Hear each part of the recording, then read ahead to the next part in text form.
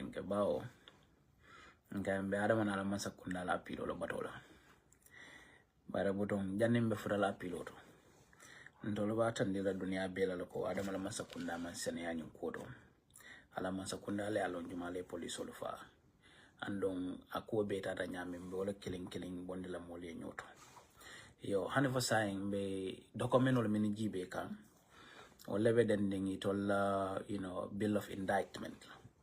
So on the bill of indictment today we will basically look at Mama Jabbi, Musa Camara ning Alfuseni Dari. Bare ni Musa Camara nala hakilo bakam wala mo president bare muso dingoti. So president bare ndingo mati. So one would ask the question, mone president bare ndingo dum nyinkolo. Andong mone president bare muso dum nyinkolo. Andong mone dumbe Mama Jabbi dum na nyinkolo. Yo first mbe minna statement of follow jibela wala Mama Jabbi. Mama Jabbi bala statement of dila police la tumo minna. Police le min save andu ye wala dundi la bill of indictment kono. Mama ko atomo Mama Jabbi lati. Akabe sanjitan sabani worol. Mama 36 years. Mama ni man si anda ba fonga ka fe de 36 years. But let's give her the benefit of the doubt about 36 years le. 36 years. Mama voice yaran dol disanyi jalla mama.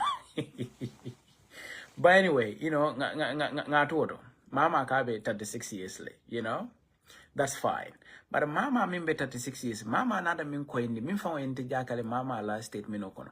Mama kate min jine yano lati. Jine yano mimbe fuduring, moye mimbota sukuta sabi.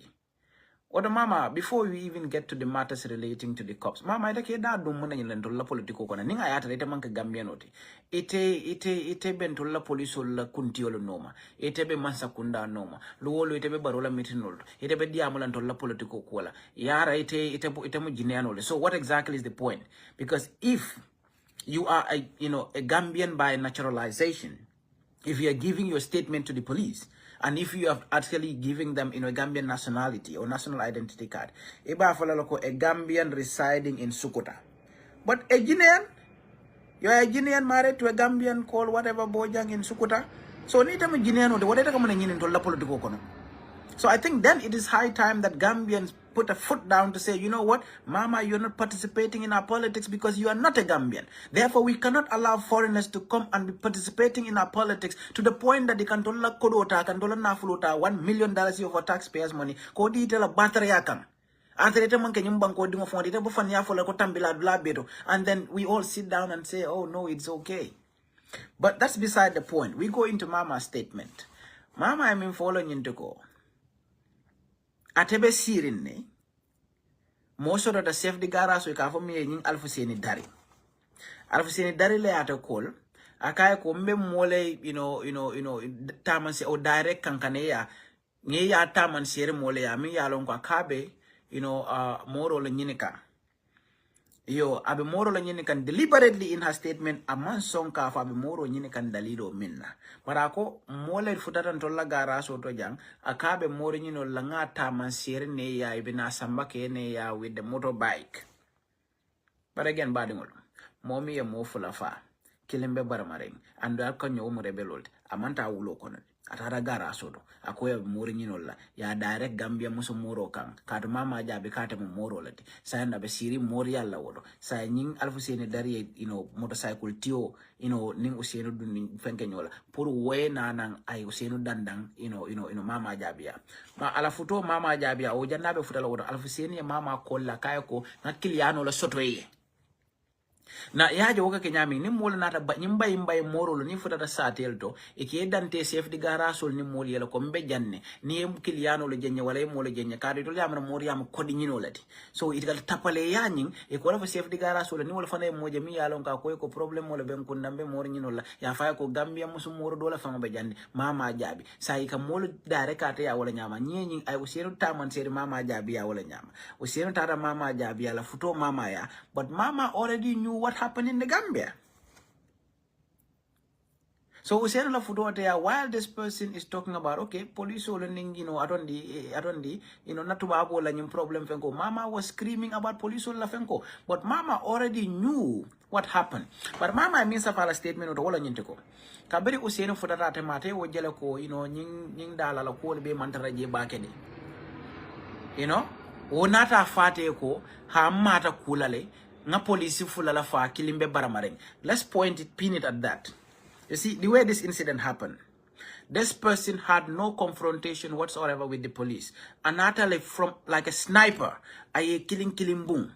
And then as soon as he was done with the three, there was no extra casualty within, the civilian population. There was no other person apart from the police officers. So this person came specifically for the police officers. And he actually shot only the police officers and flee the scene. Now, upon fleeing the scene, nite a molo boom. You did not come amanke kweda mala bejena na kom ye loy kundo foya lonko tonya fatal. Ite ye bunna dro I borda. Let's even say hana adara ko atako Ousainou le woke. Ite ye mol min boom from a distance. Ye boom killing fula saba. Ibe boita. Foye fara la foye man fight ta wolon nola. So and then if you flee immediately and run to Casamas that same night, and then upon arrival in Casamas, how would you be able to know that 2 are dead and 1 is still alive? Ngamo sababu mborda. To actually confirm if they are dead or not. But how could I, upon arriving in Casamas, just tell somebody, how did that person know who actually had fled the scene immediately as soon as he actually shot these people?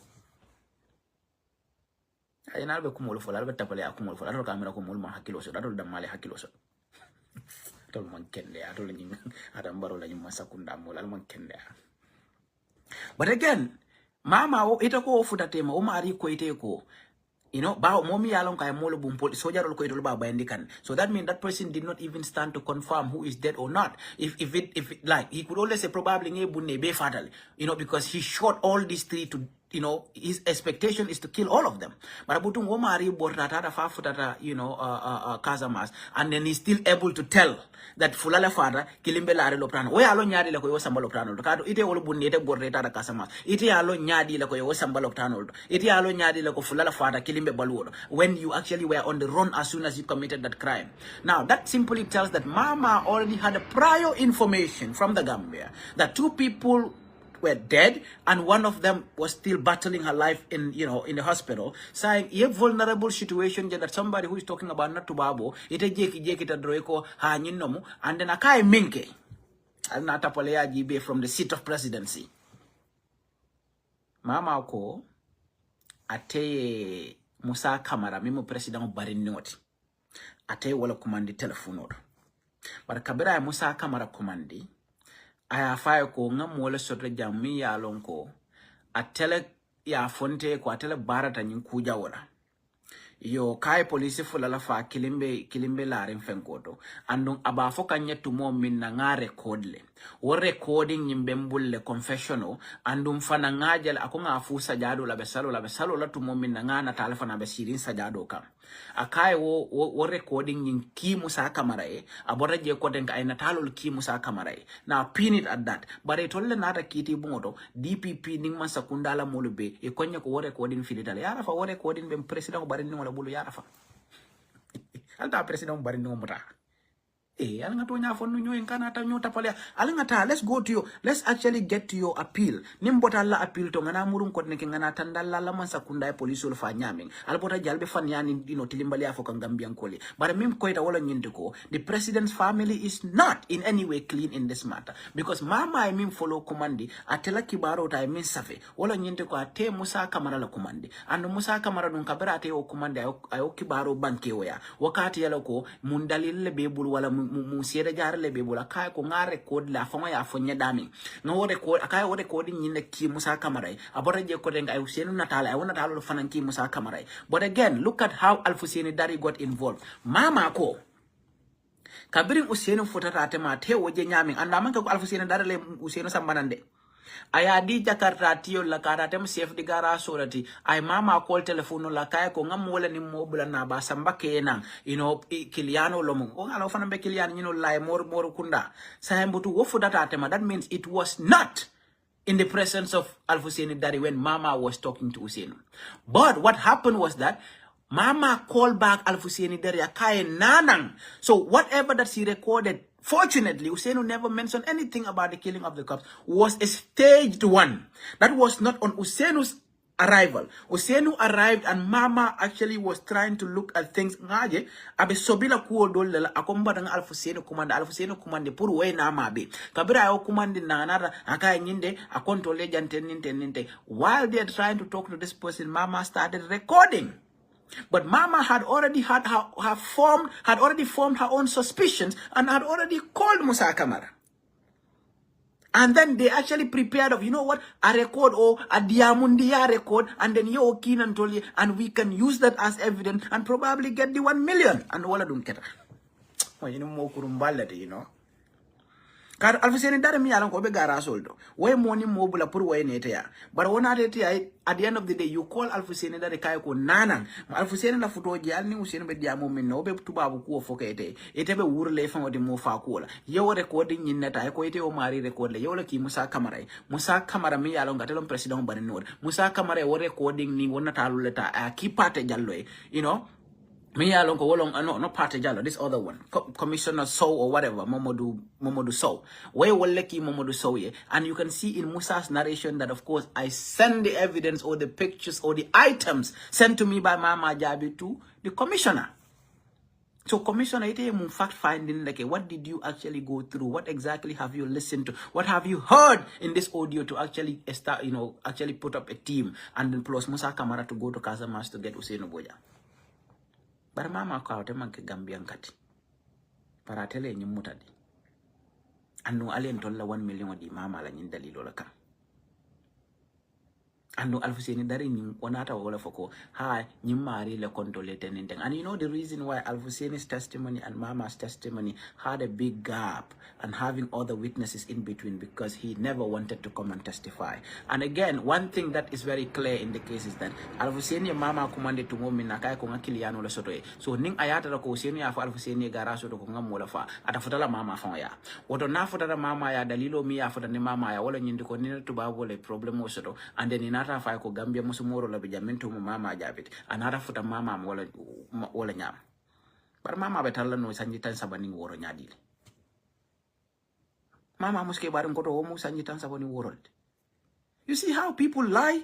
Where is Mama's national document? Where is Mama like for Guinea Bissau for Guinea Conakry Lonkaroko is a Guinean citizen. I don't know what you mean by Guinean citizen because there are 2 Guineas as far as I know. But again, if that is the case, how did Ousainou confess to Mama that confession is nowhere to be found? What exactly, was the role of the president's nephew? So oh, he is humble. Moro. Humility has nothing to do with, atondi kafanya dile. Police fan atola tapoliana laudia for. That has nothing to do with humility. Hani atrafama kela mole duma like a luaka.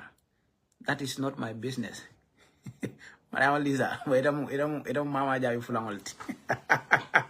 Mama be sanyi tanza bani worole, Chepela madi de, mabol kila jele, yalon. Na Ben Street ogo ngajin ninku kasi ngol dungan. Nga street of bal. But you can basically tell where the fraudulent activities are. So when people ask, oh, then who killed the cops? Then you should basically go and arrest the 3 military officers. They will tell you who killed the cops. I'll have to order alone. Go and arrest Bakari Arjaju. And now the other 2 that he was actually with. Those 3 people, you get them, you basically know who did what. But Mama, I mean, before, Yara fam. It will come in for the state coming for the audio is lost. Yara for audio from the president from a single Kotokara, president Barino Labul. You Amanda president Barino Bulabe, police solo bulukado, even in the testimony of Musa Camara, Musa Kate will be police ole. So how could they tell us that they are those audios are lost? Now that the state is completely naked here.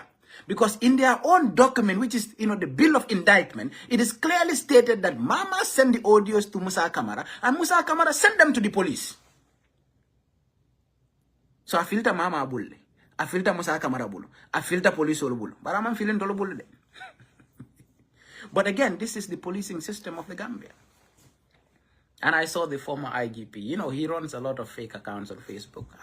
You know, when you're dealing with folks, ala dorana ka mo fa bar ko kelin dal so wolondi ñemu kula de mi yalan ko no mat hanal tatali 100 fake accounts like create, because I know a lot of police officers run fake accounts, but a fake account, you know, create it a police kuntio, you come and you're actually, you know, interacting with people in a third party line, making yourself as if no, it is not you or something. You know, back then when we were UTGSU and we were doing politics, we were doing a lot of that.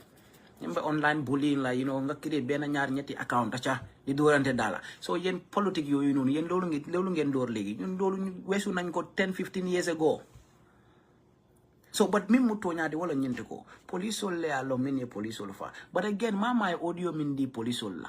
Atama di la directly akaya di you know Musa Camara min. Musa Camara la safero to on the bill of indictment. Akle ata jelo ko Musa e wolle di police la. Sa abe Musa abula be police bul ni mama ko a filter ate bulle because she removed her SIM card from her phone. But in her in the document, in her testimony to the police, she said she sent it already to Musa Camara. Why did the state not go to Musa Camara to retrieve it? But Musa Camara equally said he sent it to one of the witnesses of the state, who is the commissioner of anti-crime. Why didn't the state go to anti-crime to get the audio? But we brought the audio and the state was vehemently condemning its admissibility. But I'm a Gambian call for Nintolo Combelala and Masakunda, or I am a Yamat. Another fan Suman Sumunal. She had already sent it to Musa Camara. Musa Camara got it. Musa Camara is the president's nephew, and Musa Camara already sent it to police commissioner. So now filter nyindoma, because this is your whole main issue. This is basically the document on the basis of which you arrested this particular person. So why will Mama, who is probably no Gambian, tell people that Karen you'll be Bekela, Kasola and simple, and then Ali Mama la Kumani alien to 1 million di wala mo di wala dalili kang, just for her to tell us that her audio is lost. Yara from president o barin no audio nyembo, but Musa Camara ita mi manke police de. Ita nim police ul kata nyadi la kasa mas kata mo arrest. Ita manke police de. Mama, it's very normal that Mama could give you intel because you would think that you're very close to power. That's very okay. But it document will be forward police signed deliberately. Now look at what happened. They don't want the president's family to be involved. So they intentionally removed Musa Camara as one of their witnesses. But if you look at their bill of indictment, part of their 24 people who are going to serve as witnesses to the case, Musa Camara to jail, and Musa Camara gave his testimony to the police, and the police captured it explicitly. And then and there, Japanese.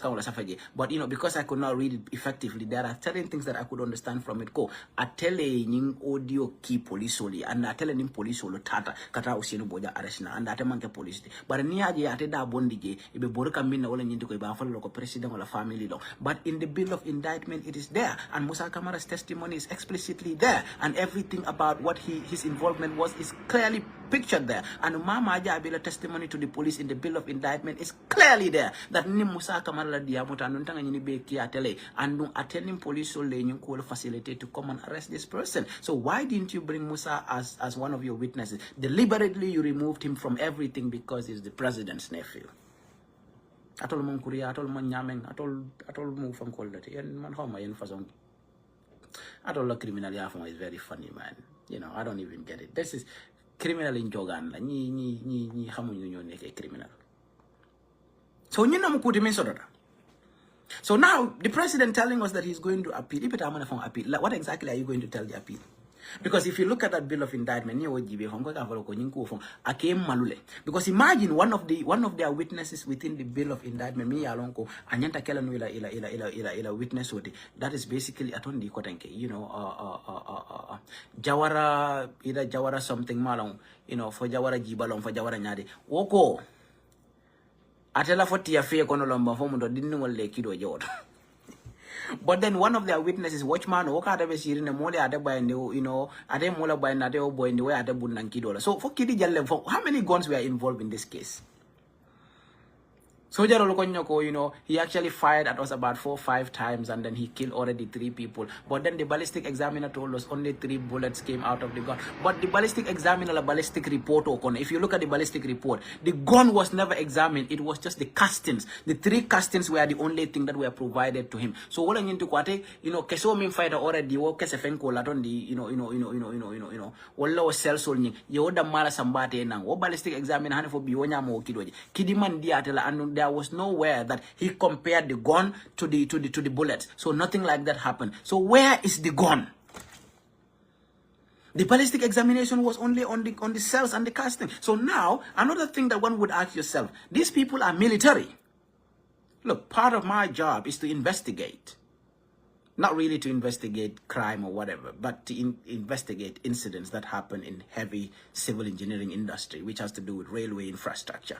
And the way to go about that, and it's just like any other incident that you would investigate. Ite moja ya molo bung atoli kidike soli mintala laring wala kido lo femkol. You don't even touch that as a military personnel. Even a civilian, you will know that I should not touch this. The first thing to do is to make sure you protect that area and allow the right authority to come and pick it, because nite bulu matala already. You are tampering with something, and then of course itel la bulu no better laje. So as a military person, you already knew this. There is no way you could go ita kwe wal chike bulu la. Wolu manke tonya kuti. Those were not the right things that happened in there. So ni atele told you you know, why would they do that? But again, it's deliberate and intentional. So these 3 military men knew what happened in that case, and they knew the people that killed the cops. So to start an investigation, a proper investigation, even you soldier sabole arrest la follow. If I am to interrogate these 3 military officers, that is the end of the case, and we will know exactly what exactly happened and who did what. This case is the cheapest and the simplest to actually investigate and come to, you know, positive conclusions as per who did what. But I ninja lo singo before kamoro obeta lonna no, because you can easily tell that niaje Musa Camara bondi ila witness ol kono imalafi president wala family toye foje. But mama anata fondo le ko atebe sabatire nsukuta sabijele. But mama was sabatire sabide mundol. And again, this person is not even a Gambian. And then the Gambia government trusted her enough that Mama walks into our police headquarters president wala meeting dula ta banko molo kajafila banko dingol kajafila ila bankoka abe nenna ka diata nyami mfangol la bankoka. This is the Gambia for you. They would think, oh, you're xenophobic. I don't get into those kind of things because I think that everybody, you can do whatever, but you don't interfere in the domestic politics of a nation that you are no citizen of. And if you are a citizen of, there is no way you could go to the police and claim that you are a Guinean married to a Gambian. But again, you're a Gambian, or even by naturalization, you could easily say that I'm a Gambian by naturalization, or I'm a Gambian living in this particular place. Mama is not written as a Gambian living somewhere. It's a Guinean living in the Gambia, who actually in one way or another was able to provide you all these fake narrations, and then you gave her taxpayers money, you know, for no good reason. But one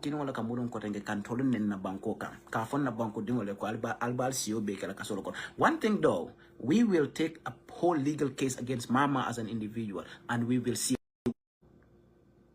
Sorry man, I'm getting some calls here.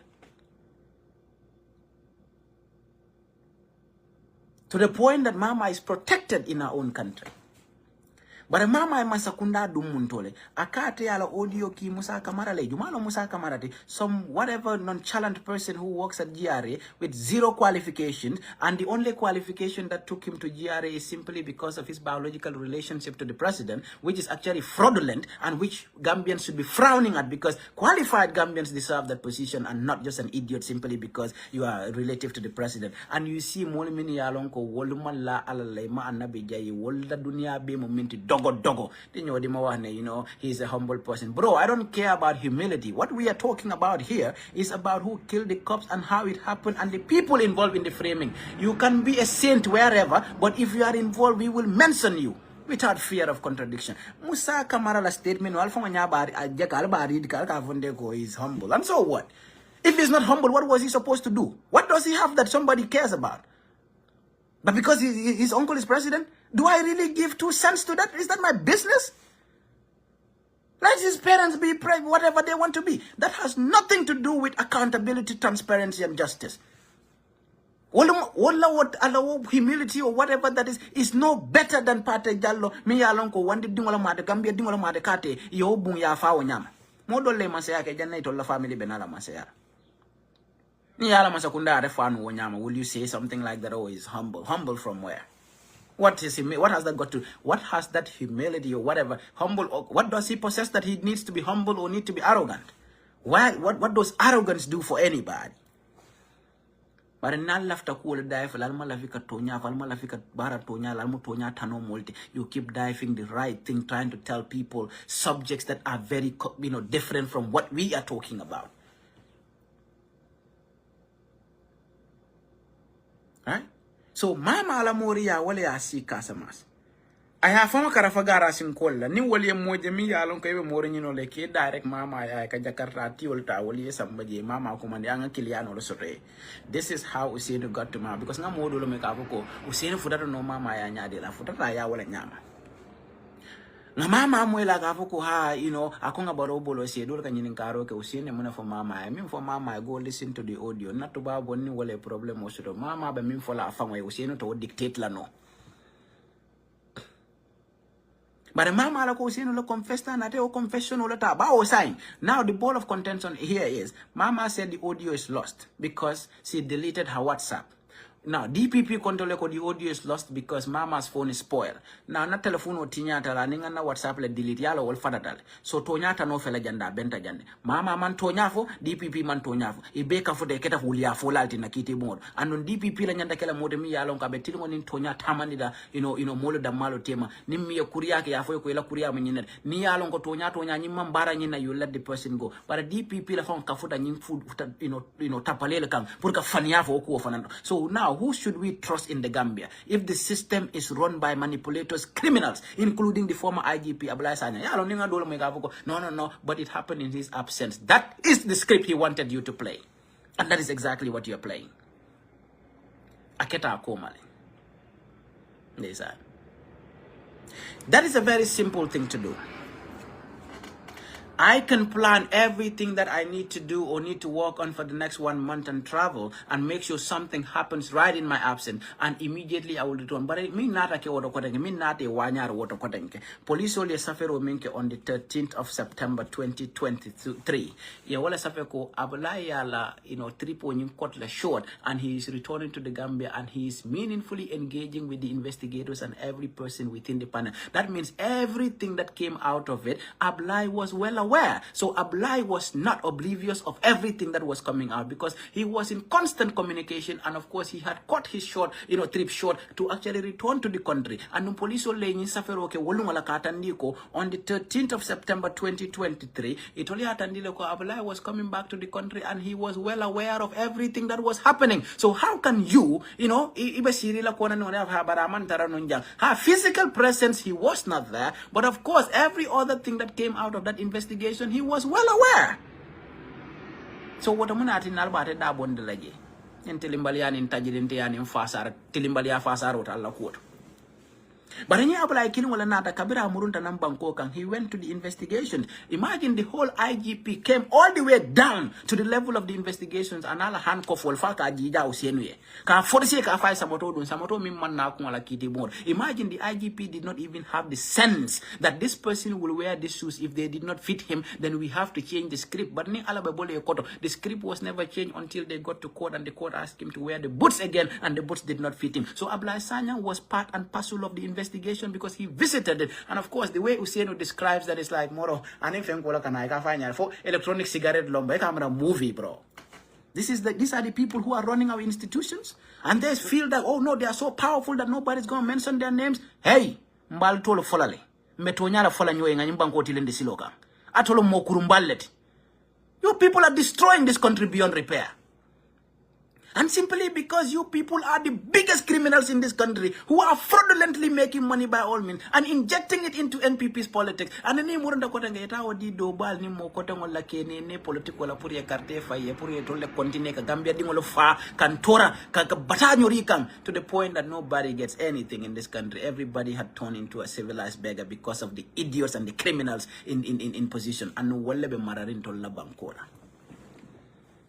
That is a total state capture in the Gambia. If you know what is going on, imagine today, 2 days ago, I said that I was talking to a Manjago community, and and I said, Ibinal Kumandila State House, and that happened today. Imagine land issues in the Gambia. For Manjago Damala problem.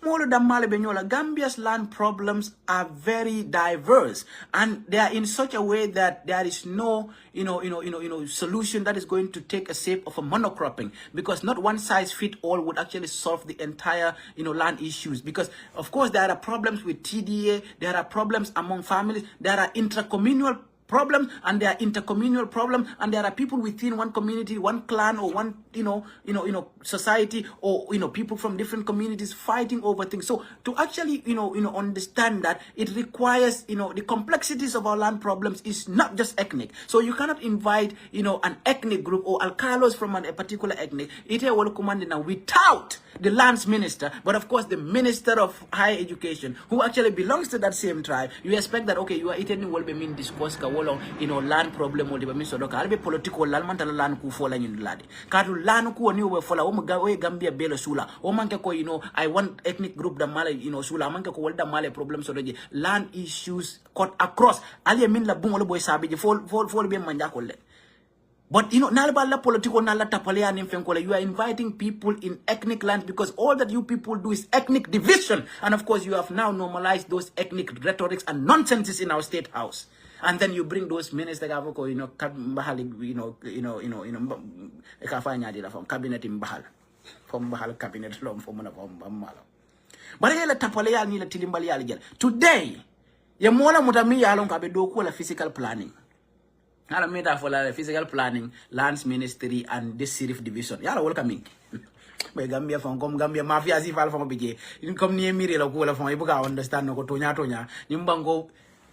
It's like back then we had to study, political ecology and understand the trade of, the timber trade, through the Gambia, run between Senegal and the Gambia. Do you know that officials within the Senegalese authorities knew everything about the timber smuggling into the Gambia? They facilitated, they aided and abetted, get it to the Gambia, and then Gambia and they actually renamed it as timber re-export. While the fact is that no country exports timber to the Gambia for the Gambia to re-export it. So the name re-export is in itself criminal. But that is justified by the Gambian authorities because legally they've crafted something like that through banditry to create something called timber re-export, when in reality nobody exports timber into the Gambia. Timber is smuggled into the Gambia, and then it only so it actually is a criminal enterprise and a network, a long chain of network of bandits from different sectors. Police will be at the office of the president, will be GRA. If you see the documents, many along the office of the president and some permanent secretaries and to GRA and to all to make sure that this timber is smuggled out of the Gambia, you will be shocked to the bone. So it is basically the government machinery that is responsible for the illicit timber trade in the Gambia. And that is the same people who are responsible for the drug trade in the Gambia. It's the same people who are actually masterminding the land criminality in the Gambia. Physical planning kaminke. If I am Malmo, and then of course I registered my lands in my name, ibetala le nyum pa ko yemi muda tenga Abrikama police station ya je mantala ko fokan, and the police will not post it and they will be quiet about it. This person had a whole village yemin la kasufele boy wolum atata le ye own stampo dada e fonye e man sa de fon to spell kuno ye stampo dada e fonye e ka land kaitol ta ka dada e fonli, and this person working in physical planning atela ka wol kaitol sign na boda je ko den, he is the one who is helping and aiding with these bandits and criminals ka mol tol bondi la lando ka wol tol dundige to actually register it in the names of the people who really do not own it. E ba je le ko niteni wol tara kiti le ba follow ko this land is registered in the name of the other party, when in reality they have agents within the physical planning, whose responsibility is to make sure there is truth and justice and accountability and make sure they are the regulator. But when the regulator turns to be the thief, how are you going to regulate and how are you going to win a court case? So wala neka moja maje kata kiti yole bikela kiti yole win no because moro mim fa nyanta regulate la min nyanda to nyata mane la wala ete to delete ja modo to ke jani mimbe do ko la pour ni wete la lan su nyaay do mon nindi atela je so sun sulu to lebe mansakunda wala kan to la mansakunda ron. And this is why we need to change this government. If this government need to continue, imagine a physical planning staff is now in police custody at Brikama police station simply because they fraudulently forged an alcalo stamp and of course giving people papers. Kamodo tolo bondi ila rightfully earned, lands nyolto. Kamodo lo tolo keje. O ikatala fanka dulado li jibe kajibe ngo land biden ko register hana. Land bi register won ko de achanga register karto yala. So ita bitala jere lan fama sami yalon ko nena ma register ya fo ko no moro wande dulala nyin atara you told tanteng because they have co-collaborators and of course criminal conniving criminals who are working together within the system. Gambia la system otinyata nyinde bekeri atole wande kasuro wo yaman tili sabasi yeta muda muna wasate kilo mo atole full stamp wala da woto for Gambia for it's a prank man. So this is basically what is happening. On the drug cases is the same thing. It's the people who are supposed to take the drug lords to court. Wala kamulung korenga ka flimsy charges soldada. Ite amira bonka mumburu mi alang ka bebe faren drug wala quantity na naman safeje. Bonka bumburu mi alang ko drug wala fare word la atoli wala jori 25 million la when the drug is worth almost $1 billion. So where exactly are we going as a people? Where is the truth? So if, for instance, the persons who are employed to do justice among people, wala ka Kenyan tilimbalot, including Sirif Division, sa ni tala case tara Sirif Division, sa ida ba tunya so la nyadi, ninga atara ko members of the Sirif Division work with some of these criminals at physical planning and some of these land mongers. Ida ba fambarando law, ida ba amira ko luwa, but if you think that it's a system that is going to actually give you truth, but the system is already corrupted by mafias. Nina bekeri na bankoka.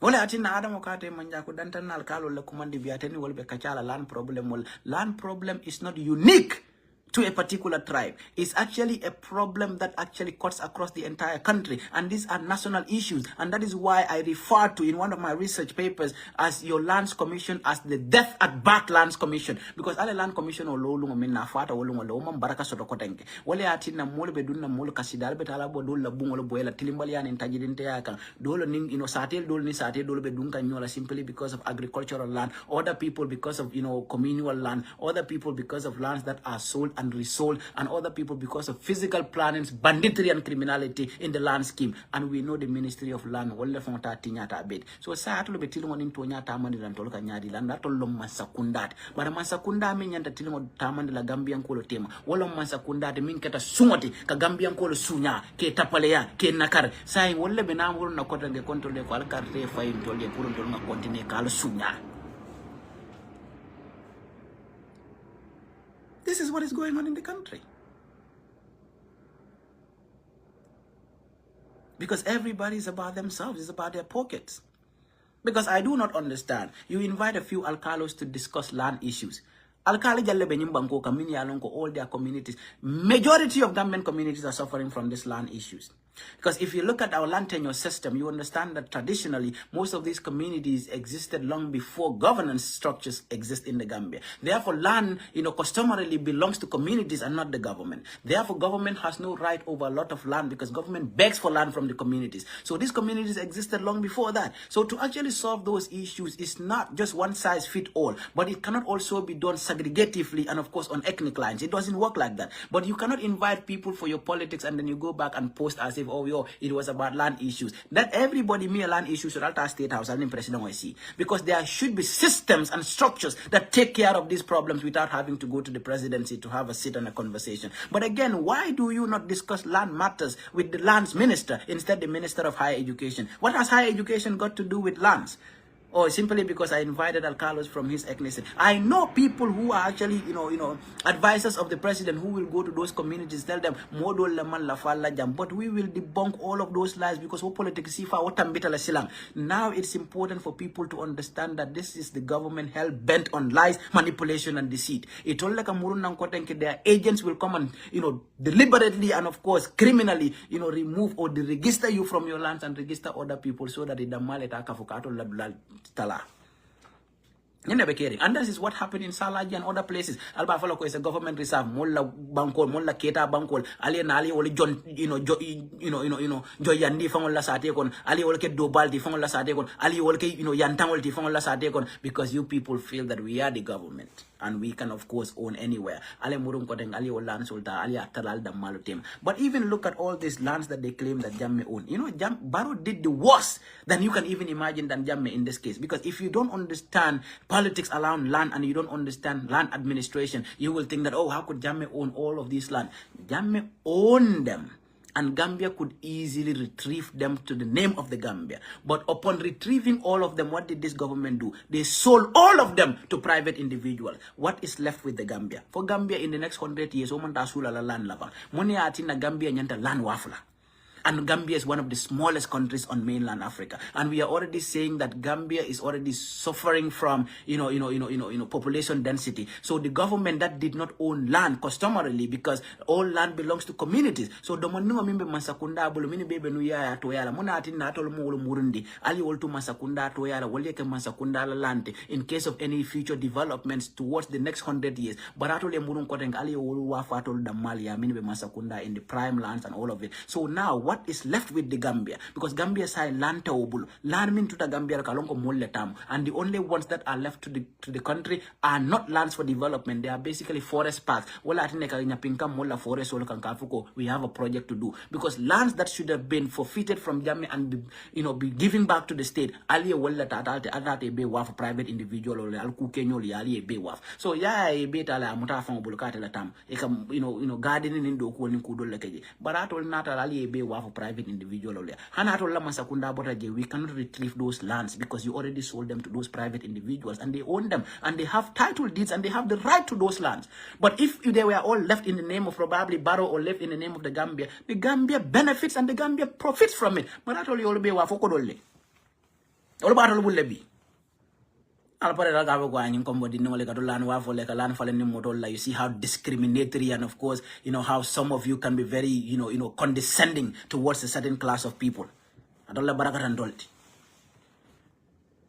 Because since the commodification of land, you realize that people, now, the era of financialization and commodification of land has brought about a lot of things. Now, because money is involved, people would sell if they feel like to do so. That is nowhere for somebody to say, oh, Barakanda Yald. That is what they want and that is probably what they own. But that which belongs to the state, why will the state property, sold by individuals? The state property belongs to everybody. Imagine the same government wanted to sell the monkey park at a market valued price. In a state forest or but imagine you forfeited all those lands from Jammeh instead of keeping them for the state so that all the development projects that might come, probably in the future, you are not even looking at the Gambia in the next 10-15 years.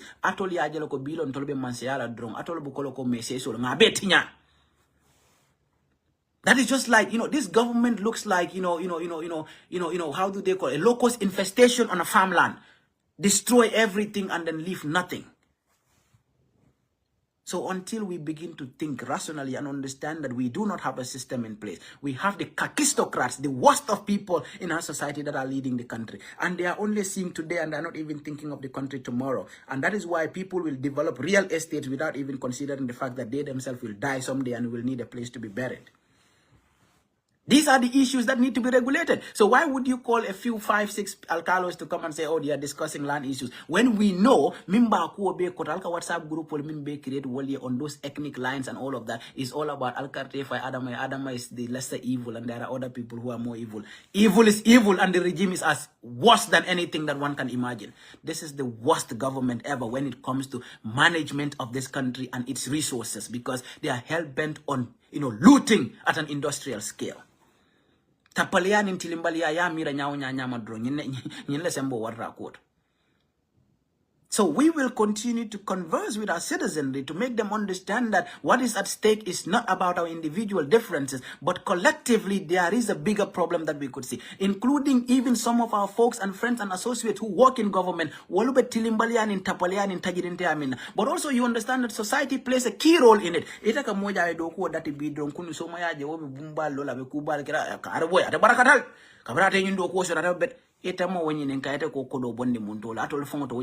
But then we will even go and add more problems to that person because you go and beg until they continue to loot. And we think that is very normal in our society. Nimimbe do ko la kala do no so do we ala mutawo ka kara wata ma kata boy kara nyol fata jibuka kara nyol je. Ete buka wali je walka bara minato le wolon. Society does not question. And it's only in the Gambia that I could walk into a bank and put in a $5 million in an account and I walk away. And nobody asks me where I'm getting it from. And a state official, somebody whose salary is less than $30,000 will own story buildings like IGP and other people. And then we would say, oh yeah, you know, fun la ko ame. So until we bring in a government that will ensure there is accountability on all these criminals, and then these people are all called, and of course we look into their dealings, and then we are able to commensurate your earnings and of course your businesses with all the properties and assets you own. Because Nima marched wrong, there is something fraudulent about it. And that Gambia is a safe haven for fraudulent activities. That I could just sit somewhere one day and I jump it, I have like 200 million in an account. Like the president became president for 5 years. Our salary mahani 3 million, see, but he had 200 million in an account. When in reality, nga muminja jankuna be jakani mfanti ngola lanka ibuka abono nyoto. Iba fungula renko mala mebe fola bi wajeki jeki ta drone. And it time of buka keno, oh, he's a multi-millionaire or probably a billionaire by now. And of course, you know, the likes of Omo, Kalabante, or Sidi Daniel Nimo Kodama. But Sidi, like one thing about him is Mbete Domondo Mankani. It's a local mean Belankana Marinja Moro, New will be able to fintilla. Yeah, better Palea Minete, mentally. You pretend to be wise and then you actually have that calm demeanor. And of course, the way you communicate, you try to act like a chameleon. Moro Nita be Benadamin drong, you will know basically that Moro Jang is a mind game. Your politics is always about a mind game. And the way you are dealing with some people, even more damage can yamming. One day Alcalo Minikana, Ika Jonkote Koto Fake Kumbo. She will be the evidence will be Tolobulajane. Molumini Alonko. You know, itaka NIL bula wala touch wala katilimbali atili wala kakuwa sifa beke wala bebe mbulijan. And then everything that you try to keep yourself out of it, kamodol dundi, and then try to manipulatively do certain things. We know everything that is going on. Moro, masakilin jamane buka dunia ba. You might be at it today and you think, oh yeah, you feel good, you're happy, whatever is happening. Not everybody can be bought. And then you people can call anybody and everybody, hey boy, no, can you ligay ban ligay lai, ban real lai ligay. And then what again, if you need what a people in a land again and nan can you ligay, yon and yana irrigay, yen ban ligay and finake, budul such a aleri as can be. But anyway, it's almost 5, man. I gotta go pick up my daughter. So, you know, guy, but on call Belare world. Mama Jabbi testimony. I posted it just now. Read it. Just read it. If you read it, read Musa Camara and then you read from Commissioner So. Now you can connect and conclude. But in Soldier Savota, I will bring those ones too. And then when you look at it, you realize that Moro, if we really want to know who killed the cops, just go and arrest these 3 military officers and then we will know who did what. You know, Allah barakabaki. Moy average Gambian bi ñun ana suñ education ak suñ smartness te nekkul education da nga wara tok rek nga dem ci school bank dedit suma yaay demul school waaye lu ko nit waxul xam na ko lu ko nit wax xam na ko da ngay use sa xel bi nit ki da ngay use sa xel bi Essa Faal Sobeya 2021 da dafa amone political party. So why are some people so fixated on UMC register and Unite register and register? Unite so len nexe sa buñ register sen party bi. Bu len nexe ñu withdraw everything until 2030. Te ba legi dañoo taxaw 2026. Déggu len ma de Unite. So len neexon tay ji. You know what? To hell with you. To hell with everybody else. Guess what? Ñu ngi withdraw suñ registration bi. Te dañoo taxaw. Luy problème bi? Dafa am ñoo xamne mom dañ maka kuka slave mentality bi ma lañ waxon ba légui mum ci sen problème yeen nit ñi suñoo tok di wax pade ñedi di wax grown soup sax ñeen ñoo di ñu wax ay yeneen problème maka kuka get the hell out of my life yeen lu sen problème bari hate full of hate yéen dama foog ne some of you sa nekkul leen real UDP dama foog ne some of you YNPP ngeen da ngeen ñëw dugga si biir UDP pour nit ñi really continuer di xuloo ak UDP defante because lii mënut a make sense ne dëgga yow yéen UDP ngeen lii mënut a make sense man si man dama dem ba fi mu nekk dama foog ne dëgga am na ñoo xam ne you guys are not real UDPians you guys must be NPP ngeen dugga si biir askan bi di wane ne UDP ngeen pour nit ñi continuer defante UDP because lii a UDPian bu am common sense du ko def UDP you are opposition UMC is opposition kii naka la kooku tuddaati sax Essa Fatou Sobeya is opposition you guys are all fighting against the incumbent pour génne fa incumbent bi waaye da ngeen bugg a ñàkk a focus yéen su leen neexee xoola go and hug dem leen ngeen hug tree dem leen ngeen hug géej gi su ma ngañanee ko si people are gonna stay focused doo leen fi direel kenn people are gonna stay focused xale kii Jokoli take your little statement and shove it up your butt Jokoli man maa ko wax man Juka bu fekkee respect gu leen seen boppa kenn du leen respect déggu leen ñu de jëlal li nga wax nga shove it up your butt because yéen respect gu leen seen boppa respect gu leen Gambian si respect gu leen election process bi electoral process bi yéen problème bi Gambian si di wax si affaire yi electoral problème bii nii waaye yéen tamit yéen laa blame opposition bi ba ngeen nekkee toog foofu noonu sa office ba li ngeen waroon a ni ka def force ya bi mooy electoral reforms waaye defu leen ko ku nekkaa nge xëccoo place for a whole goddamn year defu leen li ngeen war a def electoral reform bi nga xam ne moo tax solo te nañ deyoon moo tax yéen mun leen fi wax dara lu saf nit fi mu nekka nii parce que yéen a ñu teg problème bii nii yëpp soo leen defoon electoral reforms yooyu noonu tey jii problème yi du nekka di am. Why you turn your back on Gambians when you were supposed to actually work with Gambians and work for the Gambians? You guys were worried about counting your pennies and your dollars. And kan moy jël ben position ak ban position dinañ ko wax te dee yéen ñu teg problème bii nii yëpp tey electoral reforms yi ñu waroon a def te defuñ ko balal leen ñu ngeen sheyal ñu ngir yàlla gis naa la anti tukuloo ak ne maa ngi leen naa nuyu electoral reforms yi ñu waroon a def yëpp kenn defu ko da ngeen ko waroon a def waaye defu leen ko tey yaa ngi gis ay dinding mereng xale yoo xam ne ñu ngi amee ni comme ko am 12 years ñi am 9 ñu ne ñu ngi leen a yóbbu pour ñu register because obviously mënuñoo ici sénégalais pour ñu ñëw register mu ñëw ici guinéen yi pour ñu ñëw register dañ amul xaalis bi pour déplacer ñoo ñëpp. They are running low on funds. Let me tell you something. The Gambia government is running low on funds because aduna bi ñoo joxe to grants yu bari yi ñoom lañ leen jox grants the last 9 years xaalis bi di duga di buuju baaja ñu foog ne dafa continuer yàlla woo am problème am aduna bi amatuñ xaalis bu bari bu ñoo joxe soo demee nga Google yaata funds moo duga recently du dee bari comme before every 3 months yaa ngi gis funds yi mu ngi duga ay 90 million ay 200 million dollars. So fi mu nekk nii seen koppar yi ñu dese munuñ see déplacer ay Guinéen ñu ñëw buñ ko defee tam munta bari léegi fi mu nekk nii ñu ngi jël seen doomi gox yi ay dinding xale yu ndaw ñoo xam ne sax 9 years sax amuñ ko ñu dóobu leen ñu ne ñu ngi dem register leen yow Jokoli li jantiwuloo loolu nga taxaw di preempt di wax naan political movement bu def rally ak bu deful rally.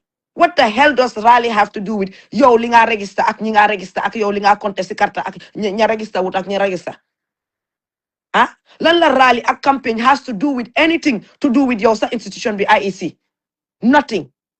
Why again is because UMC Talib Bensouda su ma neexee sax moo UMC Talib Bensouda moo nekk the biggest threat for Adama Barrow politically government am bi lii dof yi sax xam nañ ko picca yi naaw sax xam nañ ko moo tax ma ne leen man ak anybody else ñun BMG du ñoo def anything with emotional attachment we observe we learn we assess ñu make suñ decision wala ñu wax leen li nga xam ne moom lañ gis political arena bi même suñ waxul ne kii leen bugga ngeen sànni wala kii ngeen war a sànni waaye dañ leen xool liñ gis ñu wax leen ko te liñ gis dafa leer ñëpp gis neen ko kii Sobeya Essa Essa Fall dafa register woon parti bi in 2021. Juga moom Baro sax bi moo def youth movement am bi. ma ne Baro sax si boppam taxaw te am na ko ma si doon waxal te suba mu wax Baro ma ne ko xam nga lu tax bëgguma de egga si waxi Baro mu ne ma ah ma ne ko Gambian bi da nga leen war a fekk fi nekka waxuma ñëpp nag waaye when you speak to these people dangaa dem to that level soo waxee turi Baro affaire bi réer na bu yàgga léegi jaruñu egga si Baro nañ am si opposition party yi nañ dem si Essa Fall taxawal na political party dafa def dafa taxawal na taxaw na election dafa taxawal political party Essa Fall def na ay rally ñoom Essa Fall amuñ convention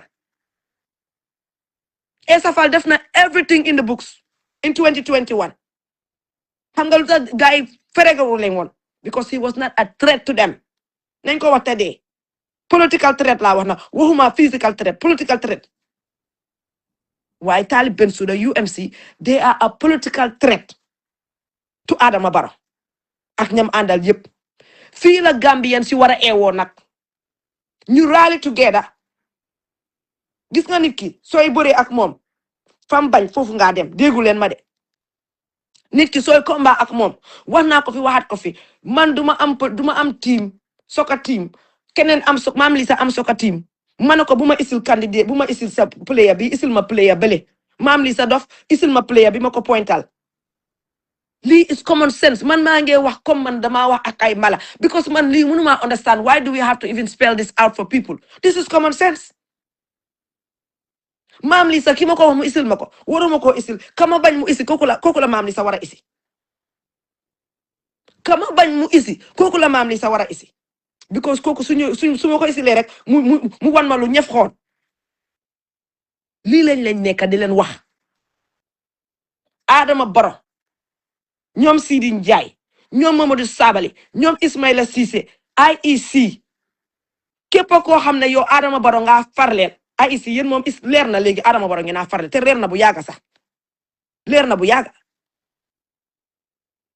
waaye suñ ngaña moo nekk si yéen mënoon la ñu Gambien si ñaari salaamaaleykum yéen Gambien si bés buñ paree pour change dina am te suñ raay soppee yéen ñëpp di ngeen dugg seen biir pax yi yéen ñëpp laa wax nag parce que yéen Gambien bi population bi moo leen ëppa te UMC doole bi ma leen gisee ak naka la nit ñi di jógee di si bokka ñii dañ rek la seen PR is on track I don't care ban media fan nga jàngee PR fan nga jàngee media I don't care foo dëkka si àdduna bi I don't care ndax CNN nga liggéey ndax file nga liggéey Fox nga liggéey ku toog nga gis xale yi nga gis UMC seen team bi seen nit ñi ni ñoo liggéeyee wallahi la azim nga xam ne ñii xam nañ seen liggéey man ak lu ma bari seetlu ak lu ma bari ñu ñaxa ak lu ma criticize ak li ma advice ak li ma xalaat yépp ñii dañ ma dee waar sometimes dama dee gis ma ne aha mu ngi noonu so mashallah tabarakalla they are innovative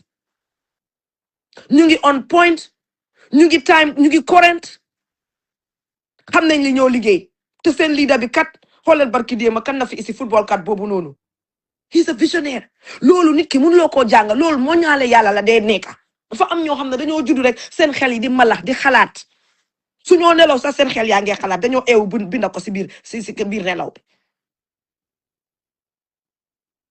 Fox wala MSNBC foo tudda baax na waaye li ma wax mooy Al Jazeera BBC ko bu fa intaane nga jàng fa it doesn't matter nga koren tey di nga xam ne nga toog nga xool UMC di nga xam ne dëgg ñii ñu ko sas ñu ko lal xam nañ seen liggéey seen xel màcc na mu ngee dox seen xel bi mu ngee nàcc nekkuñ di nelaw de billahi wal kitaabi nekkuñ di nelaw te ñoom ñëpp xam nañ ko ñoom Adama Barrow yëpp xam nañ li ñoo gis la man li maa gis la ñëpp di gis di deenoo so loolu mooy wax ji soo fi mu nekk nii Gambian si seen la des focus leen any maka kuka gis nga UMC su leen neexee wax naa leen ko génne leen seen registration bu leen register balaa nit ñi di foog ne yéen seen hopes yëpp da ngeen ko hang on registration you don't give two damns about registration whether you registered as a party or not because yéen am na time boo xam ne sax su leen neexoon bu leen wax sa waxi registration su leen neexee bu leen xalaat fi registration alaaji dañ dee ñëw dañ dee nekk Baramos Go si TikTok bi mostly xam naa doo leen ñu dee gis dañ dee nekk Baramos Go lifin Wednesday ak Friday si TikTok bi ah non Pa Amadou lii moo nekk seen problème ñoom xam nañ ne ah UMC they are here to stay. They are here to shake up the political arena. They are here to change trajectory of Gambia politics. And they have already done it. They talk about issues. Yenange bow. Nyangi focus every day you fogalen bu es. Man dama de jaxle. Every day you foga bu es. Bi dema barki dema gis nañu isi football player bi. Through Mayor Talib Bensouda kii daxal tuddaat tey ma ma gis ne ñu ngi jël ay parents defal ko ay jigéen innovation think outside the box go beyond lan la conventional way bi danoon def yow nga isilu es tegal ko nit ñi loolu la gars yi nekk di def lii mooy traite bi nga xam ne moom la Adama Barrow ak ñim àndal di fees waaye li ma bëgg a wax Gambian si mooy yéen mi nekk si ground bi ma daaneel fi maam li sa ñëw li ma wax bëgg a Gambi pare ngeen jégal ñu ngeen share yéen mi mujjee ñëw li ma bëgg a wax Gambian si mooy dem leen ngeen register ngeen denc seen carte yi comme ni ko gars yi waxee opposition bi su ñëwee together ñu def a process in place ñun xam nañ la fa taajo ñoom tam dofuñ ñoom am na si ñoo xam ne ñu ngi si biir xëy na dinañ foog a seen dene parce que nag kenn ku taxaw nag bugg a taxaw nag foog nga wat te mooy li Essa Faal waxoon ku nekk nag foog nga taxaw ràcca tey sa kanam nag waaw waaye buñ dajaloo dinañ xam kan la loxoom gën a rëy ne la waxante dëgg suma loxo bu te ndaw bi suma baaraam yu gudda bi keneen ak keneen dina xam kan moo am loxo jaayaan bi nañ la waxante dëgg suñ ji tiimee bool bi ñoom ñëpp xam nañ what's going on li ma gis la ñëpp gis li ngeen gis la ñëpp gis loolu la ñoom Barrow gis kon lu ñu ko teree gis dara dañ ko waxte dee am na ñoo xam ne nag suñoo weddi xaru ñooñu kenn du leen toppatoo kenn du leen faale kenn du leen sóoraale ñooñu dañ la ñoo ñaanal because seen xol yee métti te kenn mënu si dara ñoom ñoo xañ seen boppa li nga xam ne loolu lañ waroon a régler seen brain bi defal ko seen boppa mooy suma noon yi léegi nag li ngeen xañ seen boppa ñeen toppa Yankuba Daabo ak groupe am boobu bañ leen xañ li ngeen waroon a am ak li ngeen waroon a fekkee loolu suñ nga ñaneeku si mooy liñ fi waxoon third wheel dina am incha allah rabbi te third wheel bi mooy li ma wax buñ demee ku nekk bugg a ràcca tey sa kanam buñ ko tegee si bool bi te ëpp loxo dina jël loolu mooy process bu fair ku bañ process bu fair bi nag ku bañ pour bokk si process bi nag yow am na looy ragal sa loxo dafa tuuti lool loxo liir nga yor waaye bu sa loxo dijee doo ragal process bu fair te ñoom ñëpp nag ñu ngi out of process bu fair na gaay dem through a process ñu tànn candidate ñu génne fi Barrow bokkat liggéey together te man li ma dee wax mooy bokkuñ together bi yoon pour just génne fi Barrow opposition bi li ngeen war a xalaat mooy naka ngeen a ñëwee together génne fi Barrow pare ngeen mën a ñëw together continuer di liggéey together loolu dafa important borom bakkeen yu gudda mënu ñëw fóonante foog ngeen bokka jikko bokka vision bokka matuwaay bokka xam-xam bokka jëmukaay ngeen mun a liggéey together after boo leen fi génnee Barrow fekk seen xol yi mu ngi in the right place waaye bu fekkee ne xeexante defante ak xuloo ak ŋàññante ngeen fi nekkee yéen bés boo leen bokkee political party wala boo leen bokkee coalition soo leen demee pour ngeen am transformation or reform du fi am loolu la ñoo bañ nag moo tax ma ne hey yàlla lum dee def moo gënati UDP suñ bokkee salaam suñ bokk salaam xayrin parce que nag waxuñ kenn nit ñi ñu bokka just pour génnee fi Barrow dañ ne ngeen bokka pour mun a liggéey together génnee reform def fi reform te bu fekkee ne ñëwoon ngeen together mun lañu war a def reform in 2020 2016 2 years mun lañoo def reform ku nekk a xëccoo place ku nekk ñu ñoo fi ëppale political party ñoo fi gën a rëy ñoo fi gën a nganda même UMC sax suñ defee coalition ba dem ba bokka waru ñoo nekk di def ne yow yaa nekk presidential candidate bi yow yaa war a dogal du buum di buum mi déedéet they have to work together pour reform mun a am they have to work together pour reform mun a am waaye fi ma daanelee moo nekk lan UMC yéen a yëngal gësëm Talib Bensouda moo yëngal gësëm wax naa leen ko suma nga nekku si Talib Bensouda mu nekk président o nekk président lan la moo change suma life man Juka lan la moo change si life Imam Lisa ak ñi fi toog dara xanaa leena ñi nga daan dimbale mu wàññeeku Gambia ñi nga daan yónnee mu wàññeeku that's it so li ma wax mooy opposition bi yéen mi bugg a ñëw together te xam ne am ngeen seen xol yi together pour ngeen am focus liggéey together ñëw leen together IEC seen wax bi nonsense bi bu Jokkoli def ni Jokkoli na ko jël mu chop it off his butt nañu may jaama because su fekkee ne moom dafa taxaw pour Adama Barrow wala taxaw pour ñàkk respect Gambian si ñàkk respect institution bi ñu ko jox noonu kon kenn du ko fi jox respect nañu may jaama lan mooy problème bi yow looy préempté yow doo focus si xale yi nga xam ne ñu ngi leen a register te waruñ la ñoo register doo focus si ñi nga xam ne ñu ngi jógee beneen dëkk di register te waruñoo register ah looy focus si political party arena si political arena bi focus on registration and counting votes that's what your institution does yow kañ nga bokk si affaire yi rally fan la ñoo rally ak fundu rally ah Essa Fall kañ lañ ko aaye pour bum rally ba moo taxaw 2021 bi Alaaji Momar Ñaay nekkee IEC ci amaan bi bu leen ñu gëteen fii kenn du fi change rules si kenn du fi change books si UMC bu leen neexee ngeen rally bem saf bu leen neexee ngeen announce ne Talib Bensouda bu leen neexee bu leen announce ñëpp xam nañ ne Talib Bensouda ngeen naa taxawal parce que kii moo yëngal gëse mi Adama Barrow bi ak ñam àndal yéen a ngee sitaan si parenthèse bi xam naa loolu seen fit yaa ngee puru pata Adama Barrow ak ñim àndal yéen a gën a xam ne xale bi soo lañ ko tegee mu daaneel seen ndey yéen a ko gën a xam yéen xam ngeen loolu ba mu jeex tak kenn warutal lañ ko toog di leen ko wax loolu tax ngeen ragal ko dóor rek la UMC dañ am winnable candidate bii la gars yi teg bët for a long time lan la amat ba wax si rally bi mu ne nañ leen takku buñ toog si air condition yi nañ leen jóg ñu dem si ground bi UMC is the biggest threat wax ji jeex na Super Kanja Maut ku ko wax loo wax ji jeex na mam Lisa ma mute man ma naan suma tii bi nga ñëw wax ji jeex na yéen mi mujjee duga bala la ñu see live bi mu egga si ñoom ñëpp ñu dégg ko yep nuyu naa leen yéen ñëpp waaye anyway man li ma wax mooy lii mooy gis nga when suñu amee government ñu am misplaced priorities you know this is what happened and it's rather unfortunate man lii depuis bi IEC affaire Jokkoli with the 300,000 la xaw ma ñaata whatever money that went into their account you know and still di joxe président bi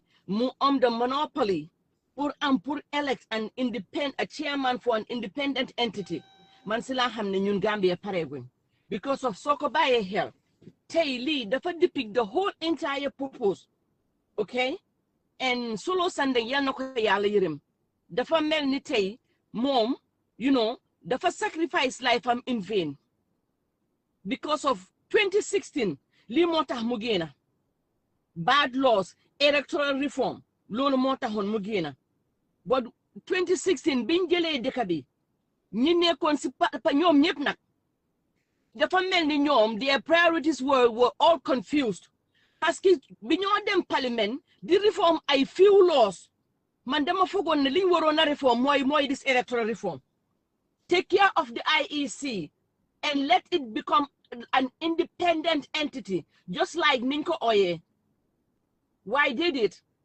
change ay nakaltirati change ay age ñeen ñu dem change ba pare MP ñoom liñ bëgg ñoom tamit ñu am ko dem change to make sure ne ñoom suñ leen daaxee ñu mun a still retain their places so it was like a win-win-win situation ku nekk li la itteel nga ñëw nga jox ma jox la ko yëpp ñoom loolu lañ bëggoon li yëpp moo tax tey ñu nekk si this situation because of man mënuma understand ndeyama baayam how come IEC let's go back to the 8 parties yi nga xam ne dañ leen reject ñu ne dañ leen wax ne ñu dem ñu delluwaat back to the drawing board ñu indiwaat and if you're gonna give the same excuse to those all 8 political parties nee na cee Yaasin Seck wax na ko liñ leen wax mooy yéen seen briefing ñi 10,000 yi mutut on top of it ñu leen wax leen ne dañ am ay nit ñu dee. Since when the IEC sophisticated, am a database that is connected to medical and health or that is connected to statistics. Pour wara hamne diw sangam dena ki dulatut. You understand? Ñu mëna am death records of other individuals. Since when? Ñooñu ñëpp they give them the same excuse. Wow, send amulen the required 10,000 signatures, but on top of it, then gis na yen send signature yi, then I need ñu dee ju fa nekk. How the hell can that happen? And that is the same thing all those eight political parties. Because of what Jokoli is mu ngi nekk si paycheck yi Adama Barrow. Tey su nekkoon na reform si doon wara am 2016 2017 2018 su iteloon ñi nga xam ne ñu ngi nekkoon si nguur gi ni ko noonu li yëpp duñ ko fi toog di ko xulu di ko fi wax. Man li ma dee jaaxal mooy it's only in Gambia nga gis yow another opposition party yow li nga xam ne yow yaa ngi koo xee ne it's a bad law ñu ngi ko practice si sa another opposition party you sit down some of you ngeen di ko celebrate. Where are we heading to, Gambia? Where are we heading to?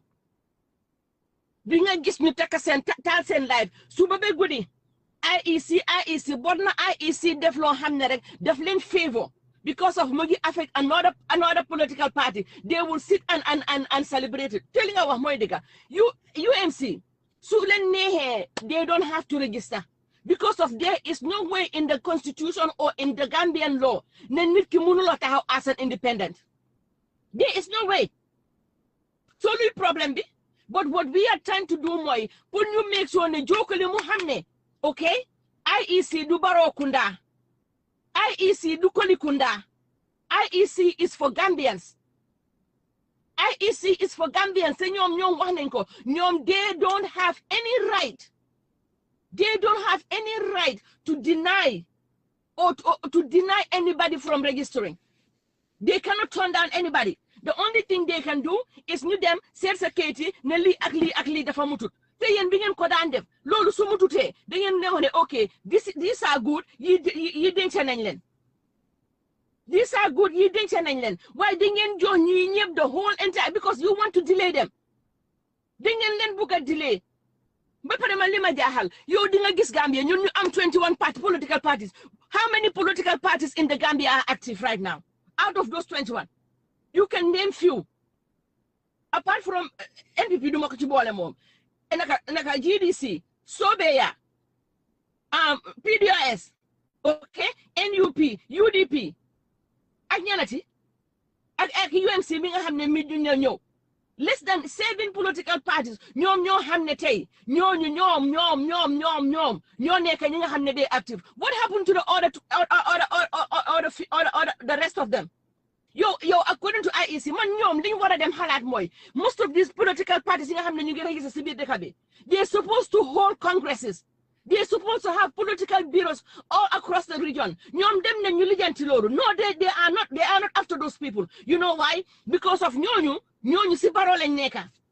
Any political party bo nekka si biir dëkk boobu noonu, if you are registered, you must have a bureau in all these 7 regions. You must hold a congress. How many of those political parties are holding a congress annually? How many of those political parties have bureaus? How many? None of them.